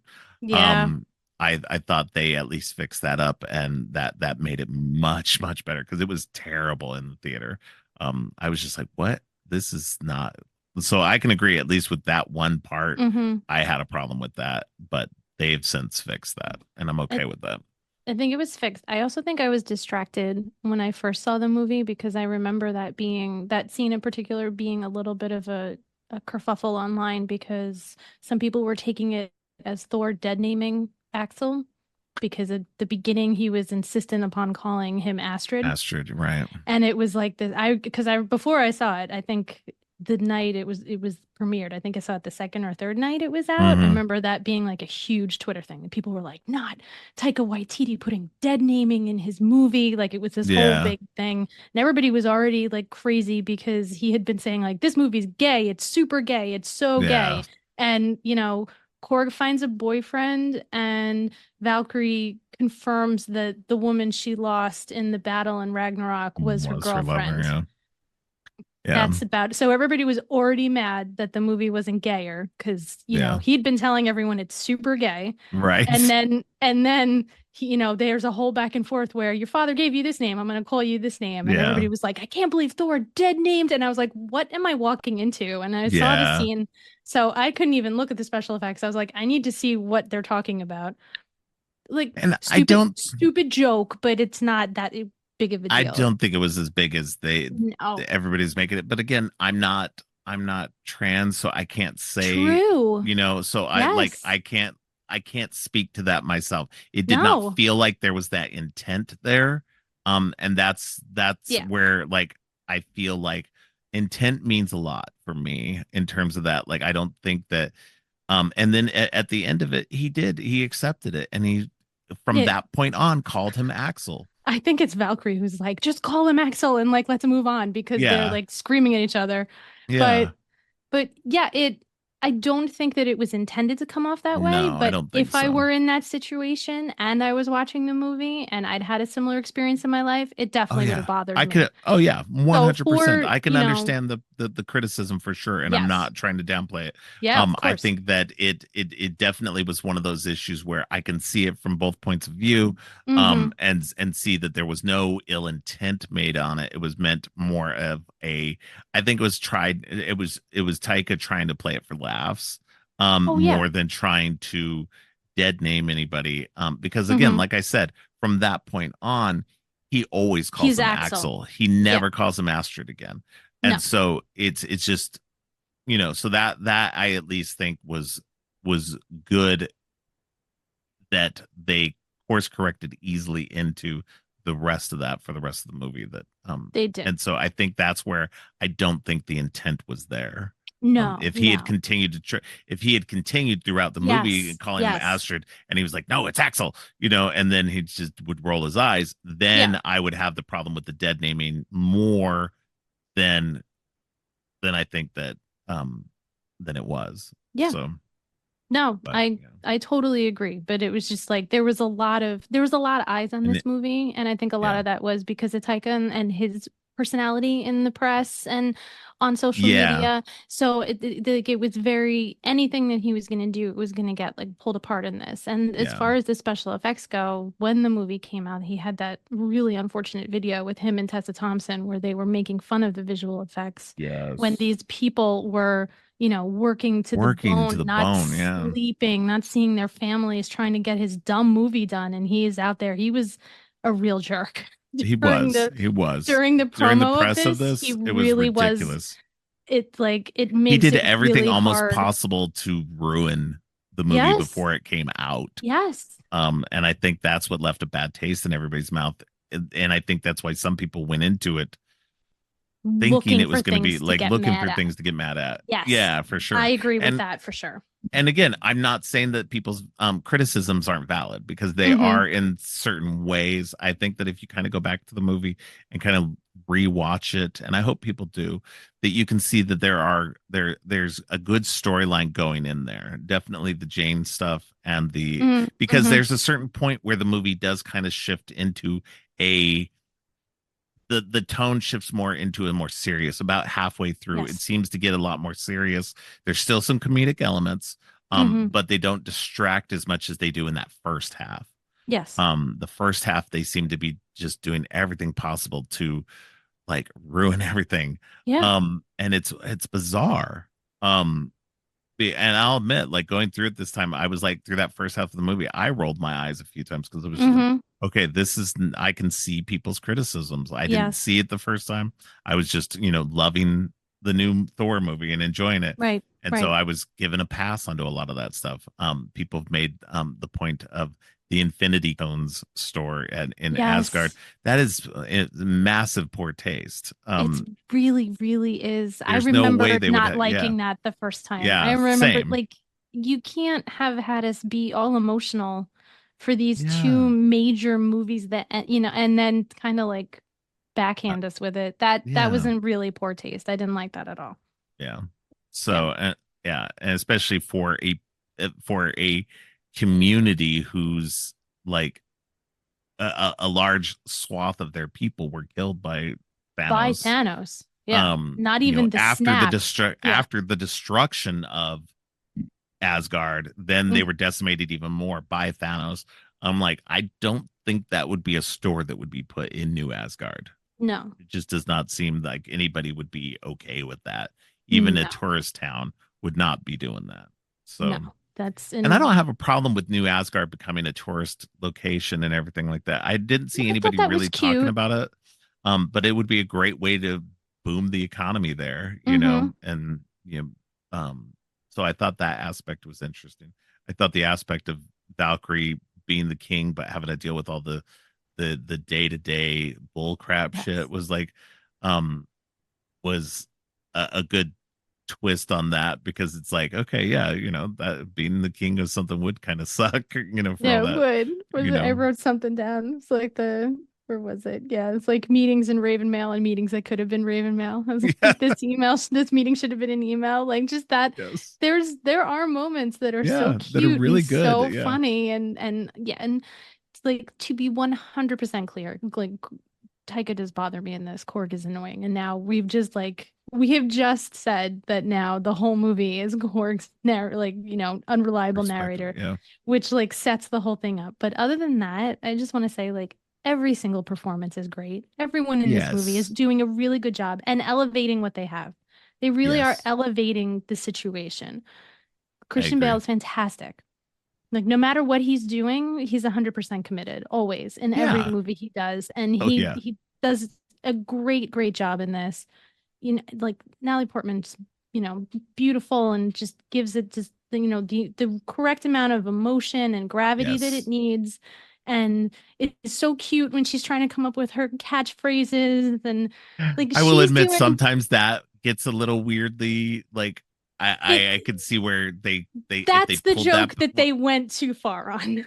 that's one of the jokes they went too Well, far on, yeah, but yeah. that they repeated it maybe one or two more times. It's fine at the Yeah. end because that's cute at the end when she whispers it That in. right. And That's I really love sweet. and that when she's telling him of that and she's whispering in his ear and we don't get to hear it. Yeah. That is so like that nearly I nearly cried this time, like again, Yeah. because I was just like, that's so like I don't know.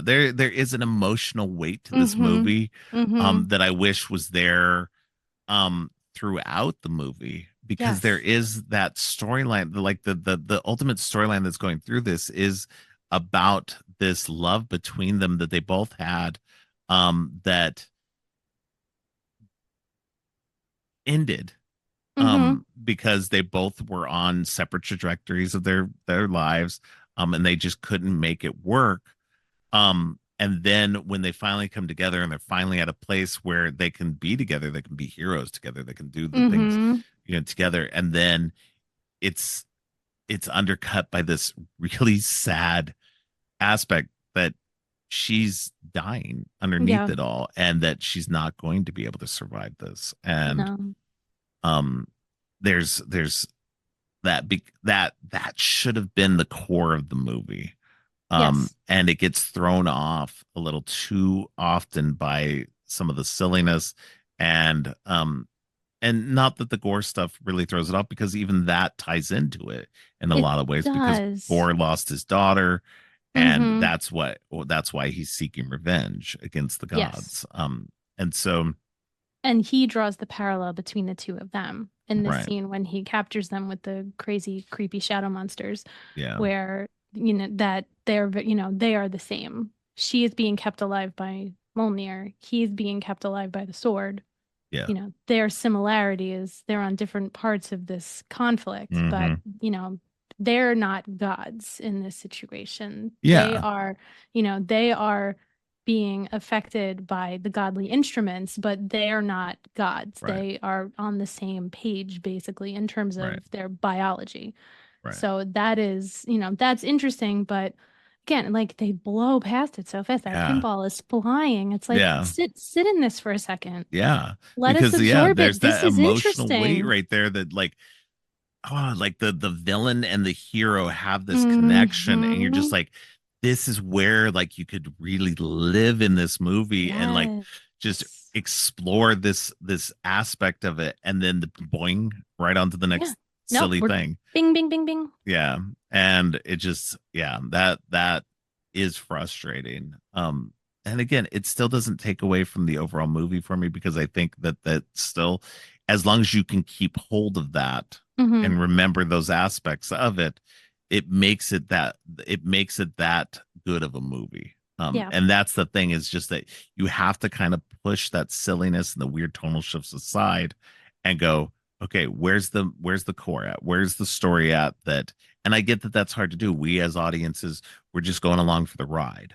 Right. And and if you're on the ride,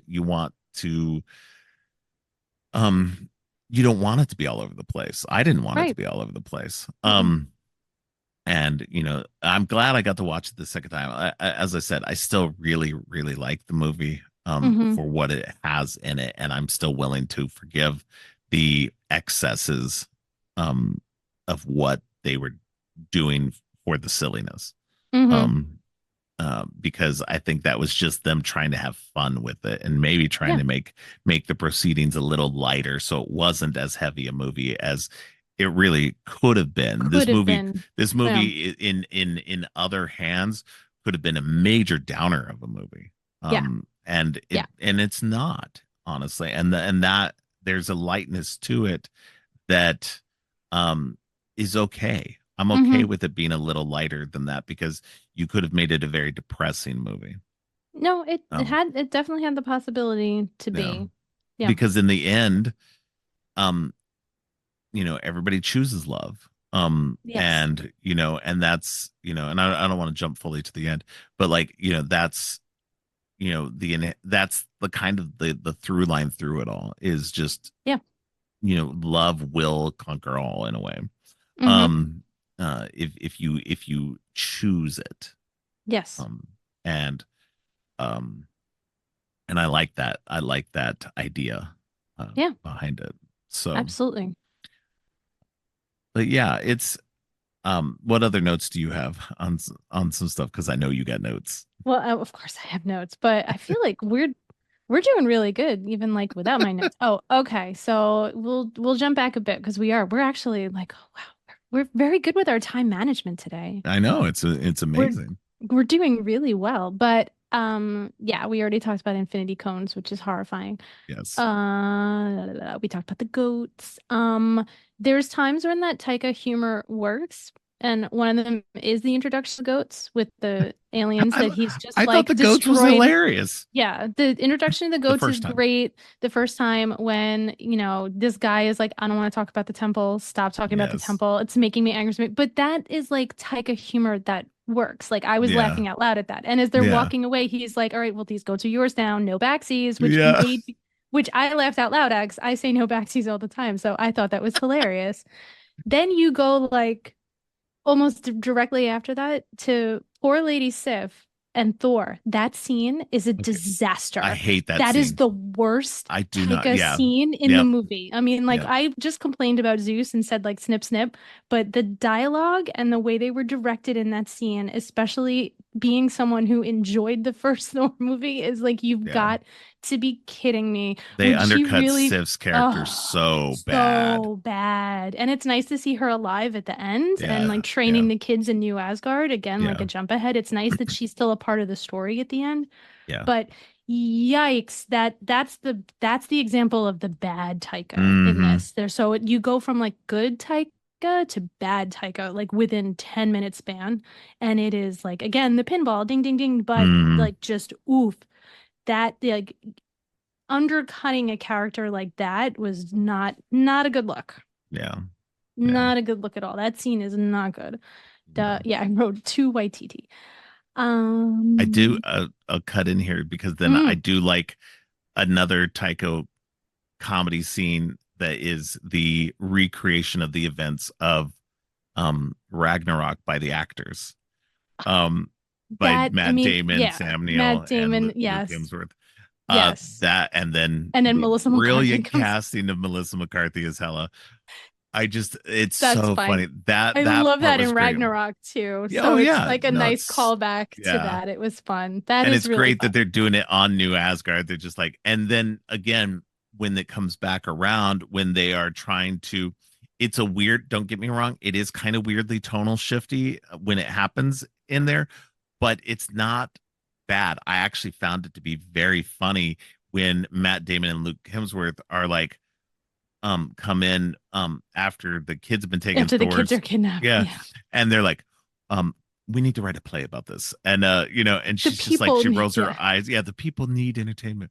they need um entertainment. and then she just rolls her eyes and walks away, and they're both like, she didn't say no, She and didn't then say they no. Yeah. yeah. Like, So and I'm like, that's fine too. that was Yeah. fun. That was funny, and it was great Yeah. to see them, playing into that again. And yes, I can kind of understand people going, that really undercuts the emotional beat of it, but I don't know. That's one of those moments where it's okay. I think I felt like it was okay. Well, it's fine So because it's also like Daryl is right there with her right before yeah, that. And you're like, yeah, it's Daryl. What the hell? It's like, when did he move yeah, to New Asgard? But like, right, it's one of those if you know things, but right, still yeah, it was like, okay, so it goes from Daryl to them, which in some way like makes it okay because there's right, already like an air of not really being serious in the moment. But yeah, that yeah, that's a good one. I'm yeah, okay with that one.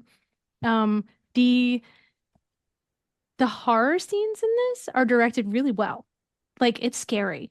The shadow monsters oh yeah, and all that stuff, like yeah, that's all done really, really well, especially yeah, coming after Doctor Strange, which yeah, wanted to be a horror and didn't always really nail it.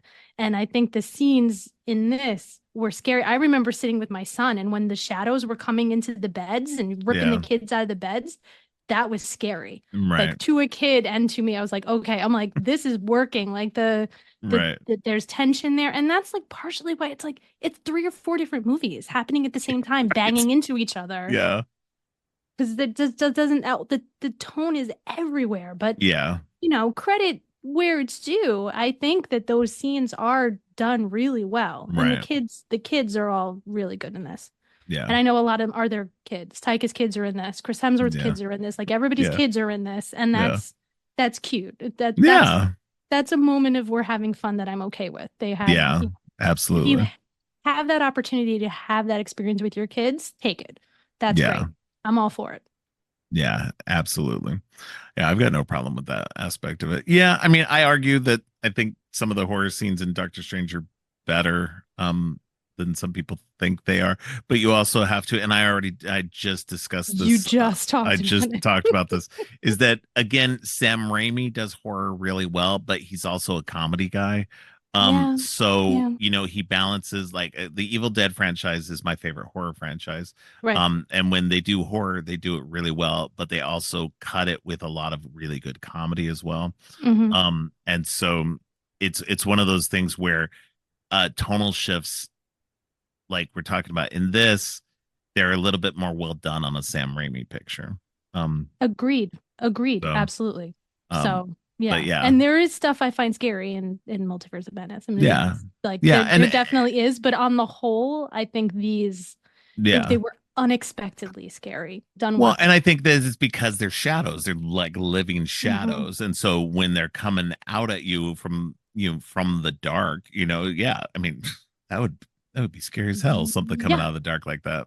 So, which plays into later on in the movie a great sequence that I really loved that when Thor imbues the power of Thor on all of the children That's to my fight the yeah. shadow monsters. It is Yes. such a great sequence. Yes. And there's people who don't like that. And to them, I say, What? yeah, I'm like, to them, I say, just remember what it was like to be a kid. Like, that's one of the things what I mean about like sitting and watching this movie with my son, sitting there Yeah. with my son and seeing him see that Yeah. he could get the power of Thor, the little girl with the teddy bear, Yes, the yes. like And that just like is screaming as it's like like blasting with lightning from the eyes of the teddy bear. It yes. was And so funny. the So way good. that, oh my God, like Axel turning like with Thor and then looking at the shadow monsters coming and Yes. Axel being the one who says for Asgard, I was like, oh my God, oh my God, oh my God. Like I Yeah. loved that the No, first it's a time. great sequence. Loved it today. It's Yes. awesome. Like that part is Absolutely. great. And it's exactly what these movies should be. It should Mm-hmm. make you remember what it felt like to be a kid. And if Yes. I'm a kid and I can pick up this toy, I'm my favorite hero and I can do everything they can do. And that is exactly what it should be. It's Right. so good. I love it. No Yeah. notes. Yeah. And anybody who's like, well, Thor shouldn't be able to do that. Odin was well, Thor is now Thor is the lead god of the Asgardians. He's now, he's the de facto king. Yeah, he might have passed it on to Valkyrie, but he is, the guy who they all still Yeah, look up to. And he has that power to do what he wants, in terms of, you know, giving that power over. It's his power to give. right. And he makes the case temporarily, Oh yeah. For a limited time for a limited only. time only. For a limited time Um, only, you have the power of Thor. but it was interesting too to go back to an aspect of this that the reason why Jane was able to pick up Mjolnir was because he told Mjolnir to protect her. Yes. And so that when it comes time for her to need that protection, um, she's called by the hammer. Right. And I think that that is a very interesting piece. Now, so in the comic books, to kind of tie it together a little bit, there was a moment where Thor was in battle against, I think it was Nick Fury. Mm. And Nick Fury had turned kind of bad. And Nick Fury whispered in his ear something. And immediately Thor became unworthy to hold Mjolnir. Yikes. And was not able to pick up the hammer for a long time. Mm. And it was more of a similar to what happens in the movies where he's not sure if he can pick up Mjolnir after the events of Infinity War. He feels unworthy, and then when he gets the hammer, he's like, "Oh my god, thank God, I'm still worthy."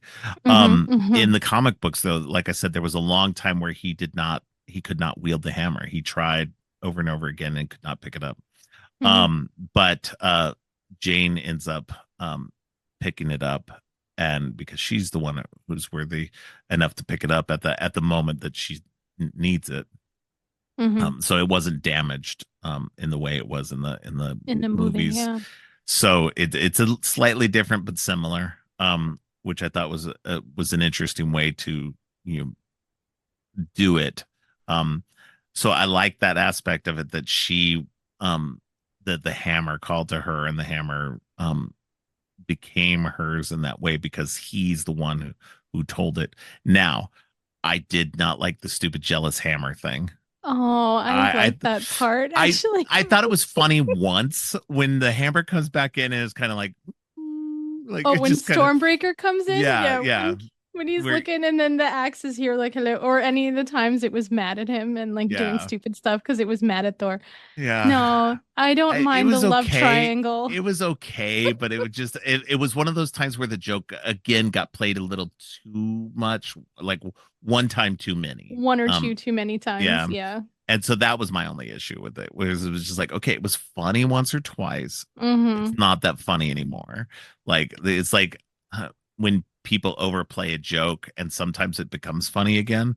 Um, and then sometimes they overplay a joke and it's not funny at all. Right. So Yeah, this I don't mind for that. me, it didn't work after the first couple of times. I was just like, okay, come on, let's move on. Let's so I like the quip of your ex-girlfriend and your ex-hammer like that. right, Like, yeah, I mean, yeah, like it definitely is maybe one or two too many times, yeah.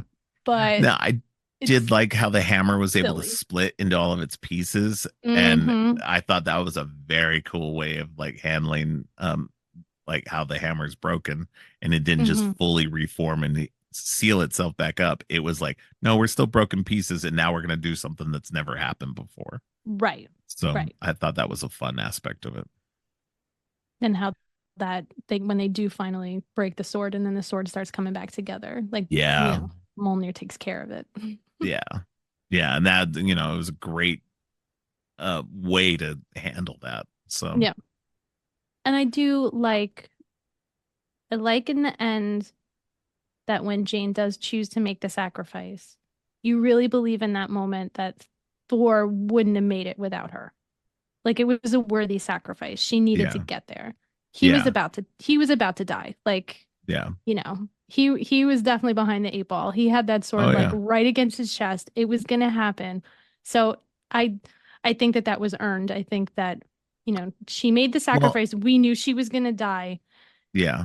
There was no guarantee that she wasn't going to die even if she didn't do it. But I mean, it Right. was still a conscious choice. She had her agency to Right. decide to come and do it. It was her choice to do it.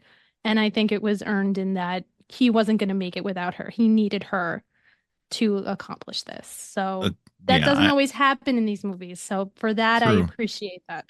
Well, and that was the aspect too of it that I think that when she comes back, she's like, look, number one, he needs saving. Number two, I want to go down fighting. I don't want to just be laying here in bed. This is not who I am. Mm-hmm. I Mm-hmm. am a fighter. I've been fighting my whole life. She watched her mom die this Yeah. way, um, which was an aspect I totally did not remember. Mm. When I rewatched it, I was like, oh wow, okay, yeah, I forgot about this. So she didn't want to do that, and not to undercut her mom's own death or anything like that, but she herself just didn't want to go out that way. Right. Um, and so she was like, I'm going out in a blaze of glory. I'm going to go out as a warrior. Mm-hmm. And she didn't care about Valhalla. She didn't even think she'd make it to Valhalla. Right. And but ultimately, she did. And I think She that was, does. yeah, yeah, and that's such a great sequence in the movie too, because like Yeah. you see her turn into Stardust, and it's just like, okay, you kind of know, hey, like she died Mm-hmm. as an Asgardian. Um, Mm-hmm. she might have had, like Gore said, she was only a human using Mm-hmm. a godly instrument, but she became a god in that moment. Yep. And that is something that ties into the comic books as well. Um, because she was dying and doing that in the comic books. I don't think she really died. Not to spoil anything for anybody, but I mean, it's been several years since these comics came out. Go read them though, because they're fantastic. It's a fantastic storyline. But ultimately, she helps. I think in stopping Malekith, and the destruction of Asgard. Mm. Um, uh, during this event called the War of the Realms.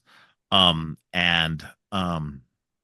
at the end of it, her and Odin were against each other Mm, continuously through this whole storyline because he was just like, I didn't give you this power, you should not have it. And she's like, the hammer chose me. yeah. Suck it. And so he couldn't do anything. And so it was an interesting thing. But in the end, because she helped um with this war and everything like that, and she helped turn the tide, he ends up healing her. Um Mm. and she becomes a Valkyrie Oh, cool. now. Okay. She's actually a Valkyrie in the comics now. She's like the Valkyrie. Um and so it's an interesting it's been an interesting story for her in the comic book. So it was interesting to see. Obviously, I'm assuming she wasn't interested in doing any more Thor I movies don't after think so. this. So I was actually very surprised they brought her back because she didn't seem to want to do any more after the second one. Um, but Well, you know. yeah. But yeah, so but I love the character arc that she has in this. You Hmm. know, it's very in keeping with the character that she was. I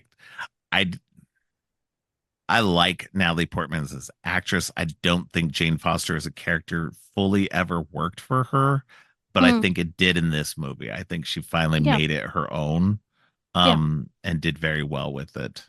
Um, and especially with the Mighty Thor aspect of it Yes. being Thor. Because that was an aspect even in the comic books too. Like people were like, "Oh, she's Lady Thor," and she's like, "No, I'm just Thor." Yeah, You know, which is great. uh, yeah, and so yeah, I highly, highly recommend anybody reading the Jason Aaron run on of Thor because it's filled with all of these moments. There's so much more that goes into all of these stories, and it's a fantastic read. Um, but and that informs a lot of this movie. Um, Hmm. but they had to kind of cherry pick here and there, or else it would have been like 10 movies on its own. Right. Which is So always the problem. yeah. So and and that's gonna be the thing. Fans are always gonna be slightly disappointed if you read the Jason Aaron run. You're gonna be like, "Ah, man, I wish they would have included this thing or that thing or whatever." And it's just like they just can't. I get it. They got to No, condense you it and can't. do what they can with it. Um, do you have any other notes that we didn't hit yet? We're getting really close. Isn't it All funny right. how we always have to have mystical conversations in the water? Every Uh, Marvel movie. It's like, right. oh, here we are in the infinity pool Yeah. of water with varying different colors in the background. So here we are, we're in the water. We have to have our whole mystical conversation. I have absolutely no issues with how this movie ends. I love the ending. I know some people don't like it. Really I interesting. Yeah, I know that some people have an issue with it, and I think that when you watch it, I didn't obviously the first time you don't know, but it is very clearly Thor in the beginning is looking for his purpose. And Hmm. by the end he has his purpose. He's a He's a dad. dad now. This Yeah. is yeah, this is and it is a pretty clear the whole thing is about saving kids and helping kids, and he Hmm. gives the kids the ability to help themselves, and they have that amazing scene. And then at the end, the combination of Thor and Jane get Gore to not wish for the death of all gods, but to bring his daughter back. Right. And then he is dying because the sword was keeping him alive. So Thor needs to take care of his daughter. And Right. I'm fine with that. I think the scenes are adorable. It's Chris Hemsworth's daughter. It's Chris Hemsworth's actual daughter. So Yeah. they're adorable. The scene is great with the pancakes and Right. with the boots, and she's drawn the picture on Mjolnir, and Yeah. it makes it seem like she's going to school, but no, she's not going to school. They're going to, they're going to help people who can't help themselves, which is Right. fantastic. And it's just I love it. I Yeah. like it. I love the ending of this movie. I remember walking out. It's probably why I walked out. So like I loved it. And I remember everybody I was with was like, "What's wrong with you?" But I was like, that was great because it hit all the mom buttons at the end. I got to Yeah. see all the kids have the power of Thor, and I got to, have all all that stuff, and then you see the scene at the end where they're coming and making the big jump and everything. I was like, this is great. I love this. This is why I love Yeah. these movies. This is Yeah. awesome. Yeah, I love the ending. I'm perfectly fine I with do it. too. Yeah, I think that that is an interesting through line through the entire movie is this notion of fatherhood. When Mm-hmm. you look back on it and everything like that, you see it's all about that. Mm-hmm. Thor commenting about, or not Thor, Korg commenting about his fathers, and Thor becoming a father at the end. Gore Yep.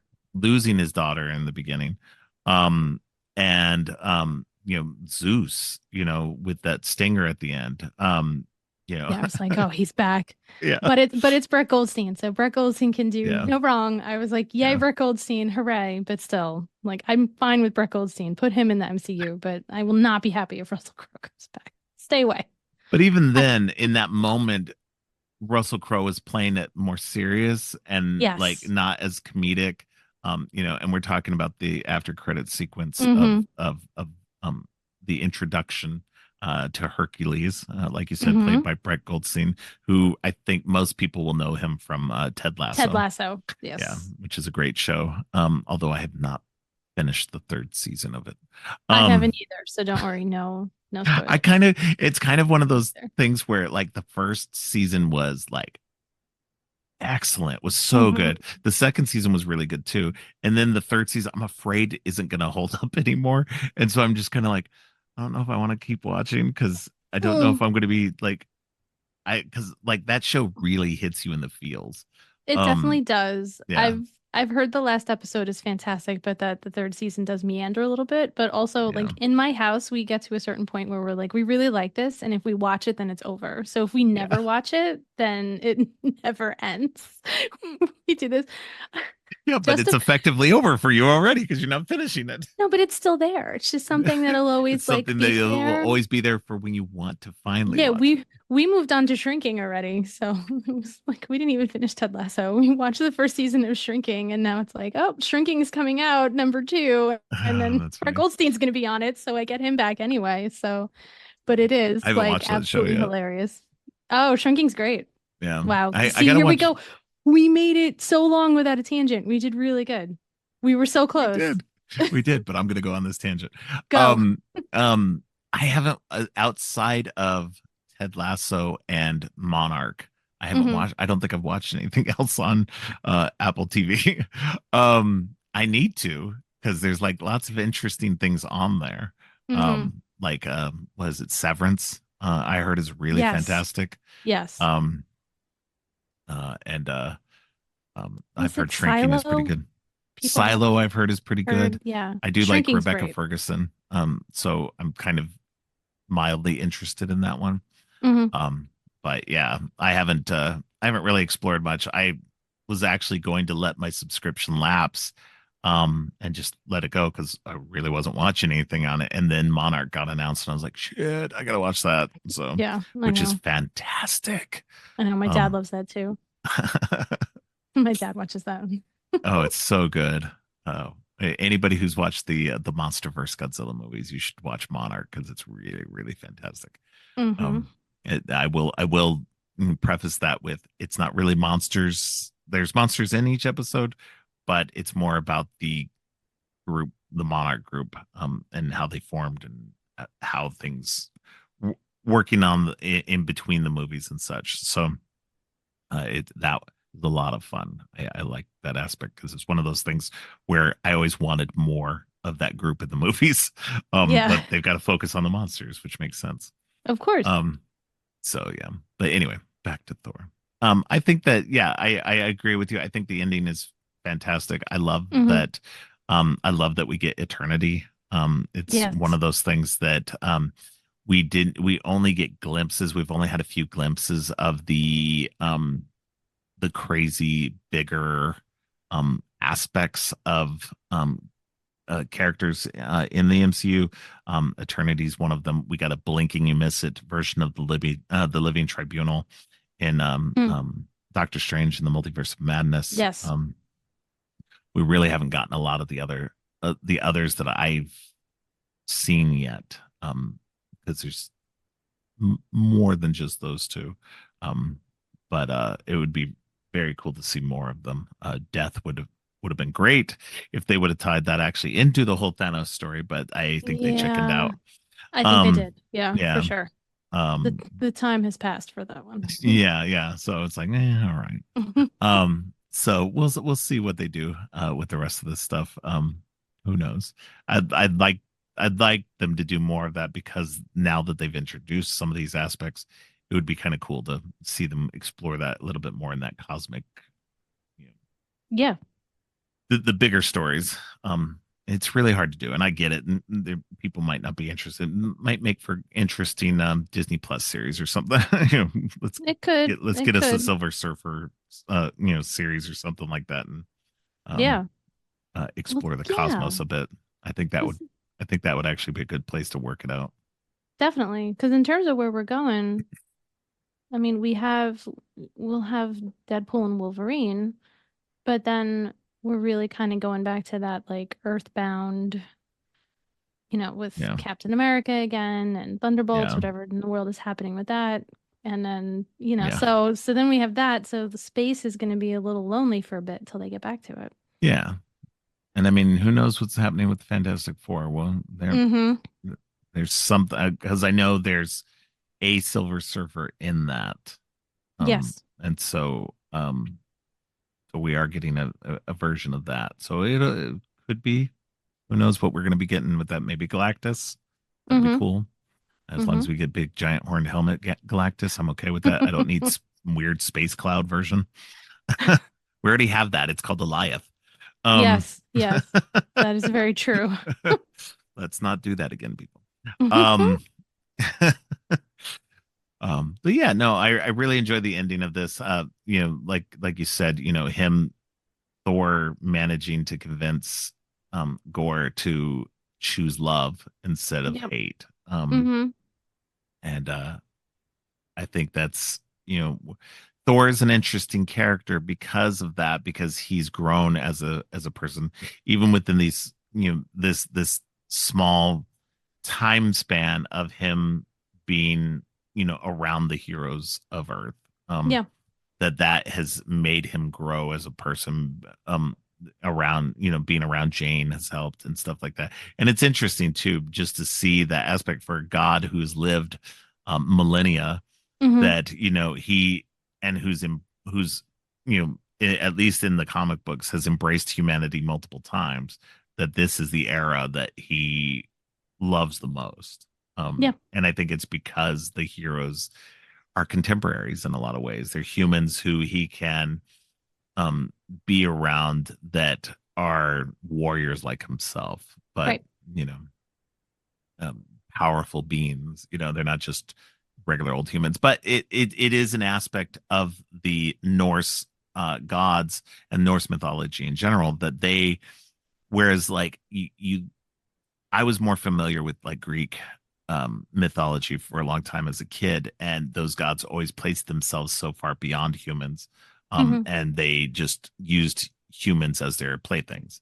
Yeah. Right. Whereas with the Norse gods and stuff like that, they they respected humans, and they fought for them, and Right. they were, sure, they were still gods, and they did stupid petty god things, but Yeah. for the most part they were very much part of human lives as Mm-hmm. well. And they didn't, and I've always found that aspect fascinating about them, that um they didn't look down on, Right. like other gods of other pantheons have. Yeah. And so I really appreciate that, and they haven't ever really 100% like said it explicitly in the movies, but you feel like that's kind of how they've gone, especially when how New Asgard has become part of Earth now, Mm-hmm. and stuff, that it's this embracement of humanity, and Yes. becoming part of them. um and so I really enjoy that, and that's how it informs Thor himself, as falling in love with Jane, and like over the millennia, the one true love of his life was Jane. Right. And that's why it hurt so bad when they broke up, and and after the whole um in Infinity War stuff and everything, that he was so despondent. Like he Mm-hmm. lost everything, his love, his people, his father, his mother, everything. Yeah. He literally lost everything. And it's like, yeah, you'd be kind of down in the dumps too. Yeah, of So course. um so that's why I do appreciate this movie, is he gets this fleeting moment to have her back and to get a Mm-hmm. chance to because I mean they even have that little tiff when they come back about who left who. Yep. And they get a chance to finally reconcile that, and he gets to let her go in Mm-hmm. that way that you know he didn't get to before. Right. They actually get to say goodbye to each Mm-hmm. other. And I really like, and that's where I can't hate this movie. Like No, me either. there is that love story that goes through it that's very emotional, and very, I think they do a fairly good job at it. I would have liked a better movie about it. But I like what we got. Yeah, And that is ultimately where I'm like, there's a good movie in here. there is. um if you can push aside the goofy shit that is kind of annoying at times, Yeah. and the tonal inconsistencies, like I said, Yeah. it's really that first half, and then the second half gets a lot better in It's a terms of little more keeping, focused. yeah, it's a little bit more focused. Mm-hmm. It's not as stupid funny. There are moments where like Korg is singing on the ship and everything like that where it gets a little goofy, but for the most part it stays consistent, Right. and gets a little bit more serious, at least in terms of not bouncing around in tone. Right. um so Like you could have that pinball going, but the movie still begins with Gore realizing that the futility of praying to yeah, a god and how that sets off his entire journey. And then at the end of the movie, it is a god telling him, don't choose vengeance, yeah. choose love. And I'm going to go and spend this last minute with this person that I love. And then he is able to bring back his love, his daughter. And that is, that's a through line. That's exactly Mm. what the movie is supposed to do. Like the pinball Well, was everywhere for 2 hours, but it does very clearly set up where we're going and yeah. then ends in the right way. And Right. And I mean, ultimately Gore has to trust in Thor to take care of his daughter. Like, and hmm that's a huge thing for Gore too, is like somebody who's had this vengeance and this like anger in his heart against the gods to then go, okay, well, I'm going to give up that vengeance. I'm going to bring my daughter back, hmm and I'm going to trust in a God to do hmm what's right. Like that's a huge deal. Yeah. And that just, and it's also from the words of Jane that he does so, I think too, Yeah. that he's trusting in this human who hmm believes in this God to do this. Yeah. And it's there's a really big emotional core and impact in this movie, Yeah. that I don't want people to dismiss just because there's some annoying, irritating humor at times. Yeah. And I think that's where, when I come down to it, where there's like the phase four feels weird in a lot of ways, it's because most of the characters in this phase were dealing with grief in some sort of way. And they've Yes. since come back out and said that's what phase four was about grieving. Yes. And and I get it. And I get that people just they didn't put that out there, Yeah. and probably should have said something in the beginning, but I think people would have been bitching to begin with, no matter Yeah. what. I think it was going to be one of those phases that people were going to just be like, what is going on? Right. And hopefully in the future people will look back on it and go, okay, I see what they were doing here. They were Yes. transitioning, they were getting us to the next phase. we hmm needed we needed a down phase. You can't keep it at that level No. and succeed. You would have never been able to do that. You needed a down period to sit there and kind of recalibrate. And I love that they did that. I love that they took the consequences of the snap and everything, and took the time to explore everybody's like grief and how to move forward from this point. If you had just jumped into the next movie, sure, that would have been fine. But I Hmm. love that they actually took the time to explore it and to give the characters time to process. Yeah, and And to then to varying move on. degrees of success. Yeah, yeah, Like WandaVision did it great. This bounces around, but yeah. ultimately, I think when we look back at this, we will think that this was one of the better Phase 4 projects. People might not want to say it, but I Right. think that it was. Yeah. I think phase four will be one of those ones that people will look back on and go, okay, that was better than I thought it was going to be Yeah. overall. And that, Hmm. I can finally see the point and understand where they were going with it, especially because phase five has been building, like, obviously, gotten kind of derailed a little bit by multiple aspects. Yes. But hopefully they're taking some time this year. That's why we're only getting Deadpool and Wolverine this year. Hmm. And they've scaled back on the Disney Plus shows, which I still argue isn't necessarily the best thing, but whatever. Um, I get it. It was a lot for people. I want more, Hmm. but that's just me. But I want more in terms of them doing it right. They rushed Right. things so badly, like, and again, going back to the VFX people, they were Yes. really doing bad by the VFX people. And so if they Hmm. can take the time to build better instead of rushing everything, then I'm okay with that. So Right. I'm okay with taking that step back and refocusing and just getting us to a better place. Um, and it seems like that's what they're gonna do. Um, Yeah.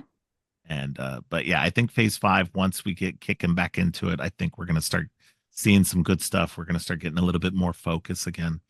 Um, Yeah. and I th- I I firmly believe that they will get their shit back in order. Excuse me. Yeah. I think someone will make them get it. Yeah, yeah. So I think there's been a somewhat of a decree from on high, yeah, yeah, aka the Disney shareholders, yeah, to figure yeah. it out. Yeah, Not bringing that Bob I'm Iger saying, back was something that not necessarily, like, I get that you're getting back to kind of status quo. mm, And I'll admit I did not like all of Chapek's stuff that mm-hmm, he was doing, mm-hmm, but again, I think that there's a middle ground there mm-hmm, that I'd like them to get to, because I think Iger's a little too austere at times, like pulling a little too far back on projects and stuff and killing some stuff that was mm-hmm. already in the pipeline. So I'm hoping that, we'll still get some of them, but we'll have to see. I don't know what's coming Yeah. down yet. So because we were told that because there was a Vision Quest series that was supposed to explore Vision after the events of WandaVision. Yes. And we were told it was killed, but then just like a week or so ago, I read something that it was still on track. So Yes. I don't know what's going on anymore with what they're doing. I guess we'll just find out when things are announced, honestly. So Yeah, but sometimes they announce stuff on earning calls just to get up the stock price, and yeah, they're not really going to do it. Like it's, right, this is a whole other yeah, conversation, but hmm, yeah, there's, too much money, too yeah, much Wall Street involved in my yeah, art right now. yeah, So, yeah. We need more art back in the art. hmm. Yeah, we won't even get into the other CEOs who are terrible. Zaslav. Um, but yeah, no. So, I really like this movie. I even after watching it a second time and understanding where people were coming from, that I Hmm. think that ultimately it's still a really good movie. And that I think it deserves a second, maybe even a third watch if you're still on the fence about it, or even if you hated it the first time. Like we talked about in our previous episode, my guest, Kat, we were talking about Doctor Strange, that she did not like it the first time, but Hmm. upon a second viewing, she gained more of an appreciation for it. So I think that is something that, for me, even I do that all the time with movies, where if I didn't like a movie the first time, unless it was something egregious, I'll Right. probably go back and try to watch it a second time, just to see if I still feel that way because you never know. Sometimes you're in the wrong mood. Sometimes Yeah. something rubs you the wrong way that might not rub you the wrong way the next time. Hmm. Um, No, and so true. and with this movie, I will say that I liked it more the first time, and I liked it a little less this time. But um, I didn't hate it. It only went down like maybe a half star for me in Right. terms of what I like, because I can see the irritants this time a little bit more than I did the first time. So Yes. I think by the time I saw it, I was aware of the irritants, so I was yeah, already like, okay. And I remember enjoying it and being one of the few, getting out and being like, oh, okay, so people really don't like this. I'm like, but I had fun with it. I yeah, liked it. And then seeing it again for the first time in 2 years and yeah, really being like, and expecting that I was wrong. Like watching it, yeah. feeling like, okay, so now I'm going to see what everybody else saw. And really, Right. honestly, not. I Like, mean, but at the I same time, I see think we the did see issues. it. Yeah, I Yeah, think we like I see it, but I see think it's one it. of those things where you can one kind of forgive it because of the overall storyline that's there that's really good. Right. And then two, when you factor in the possibility of the unreliable narrative narrator, that Yeah, which, that yeah. that makes it a whole different animal in terms Mm-hmm. of where the focus is coming from. And you can go, okay, maybe if that's the case, then Mm-hmm. that may make the movie actually better in a way. Yeah. So, Yeah. so Definitely made it make more sense. If that had been made clearer, yeah, yeah, absolutely. then, that might have helped people from the beginning. But on the whole, I still enjoy this movie. Definitely. Same. All right. Is there anything else that we didn't mention that you wanted to No, catch? All right. we did it. I think Yay. again, time management. We did really good today. Although we're pushing 2 hours again as usual. And only on one movie. Yeah. But it was a movie that we really need to explore and kind of like, We kind of get did. into those nitpicky areas to kind of, Mm-hmm. talk about. So I'm glad we did. Um, why don't you let people know where they can find you online? Cool. I got everything on my link tree, which is linktr.ee/violet.h.310. And when you are listening to this episode, you will see our recording on Sleepy Hollow and Sweeney Todd, Yep. which super excited to hear. And then other than that, the top things on there are going to be Frame to Frame, where I talked about Ready or Not and Glass Onion for women against the super rich. And then 16 Candles for Movieversaries. And then coming up is going to be Den of 10, where we're continuing our Disney series, which the next episode is going to be the Renaissance. So starting with 1987. Super exciting to get into that. And then after that, after this new season of Doctor Who, whether however you're counting it, season 1 or season 14, because Mm, that's its own issue. interesting. Yes. Well, that's why I'm there, because I'm the baby Doctor Who fan. This is supposed to be the onboarding season, which is why now that it's on Disney Plus, they're calling this season 1. But if you're going new Who, it would be season 14. Yeah. Yeah, don't like for a show that's been on since the 60s, you can't Yeah. there's Yeah. no rhyme or reason to anything. So It this would is be what the it new is. Who. This is new. This is Disney Plus Who, and you can see the money. So, yeah. Oh, interesting. Okay. Oh, Finally, yeah. finally got some production values, huh? Oh, 100,000%. Those specials were insane. Oh, that's funny. I have not watched Doctor Who since I think the middle of the Matt Smith era. And I only Oh, started with Christopher Eccleston, and oh, ended around so Matt New Smith. Who. So you Yeah, started so New Who. yeah, Yeah. I've never watched old Who. I've watched only new Who. Oh, Um, well, old Who, they ran down the same hallway 15 times and the TARDIS, yeah, like there was yeah, the TARDIS, the Daleks were made out of like cardboard, but yeah, so yeah, New Who had some production values, but yeah. it was still a little BBC show. Now it's Disney Plus, and now you can see the money for Disney's sure. like, yeah, if this is going to be shown on our stuff, we're going to put it. We're going to give you some extra money to make it, Mm-hmm. make it not good, but make it look better.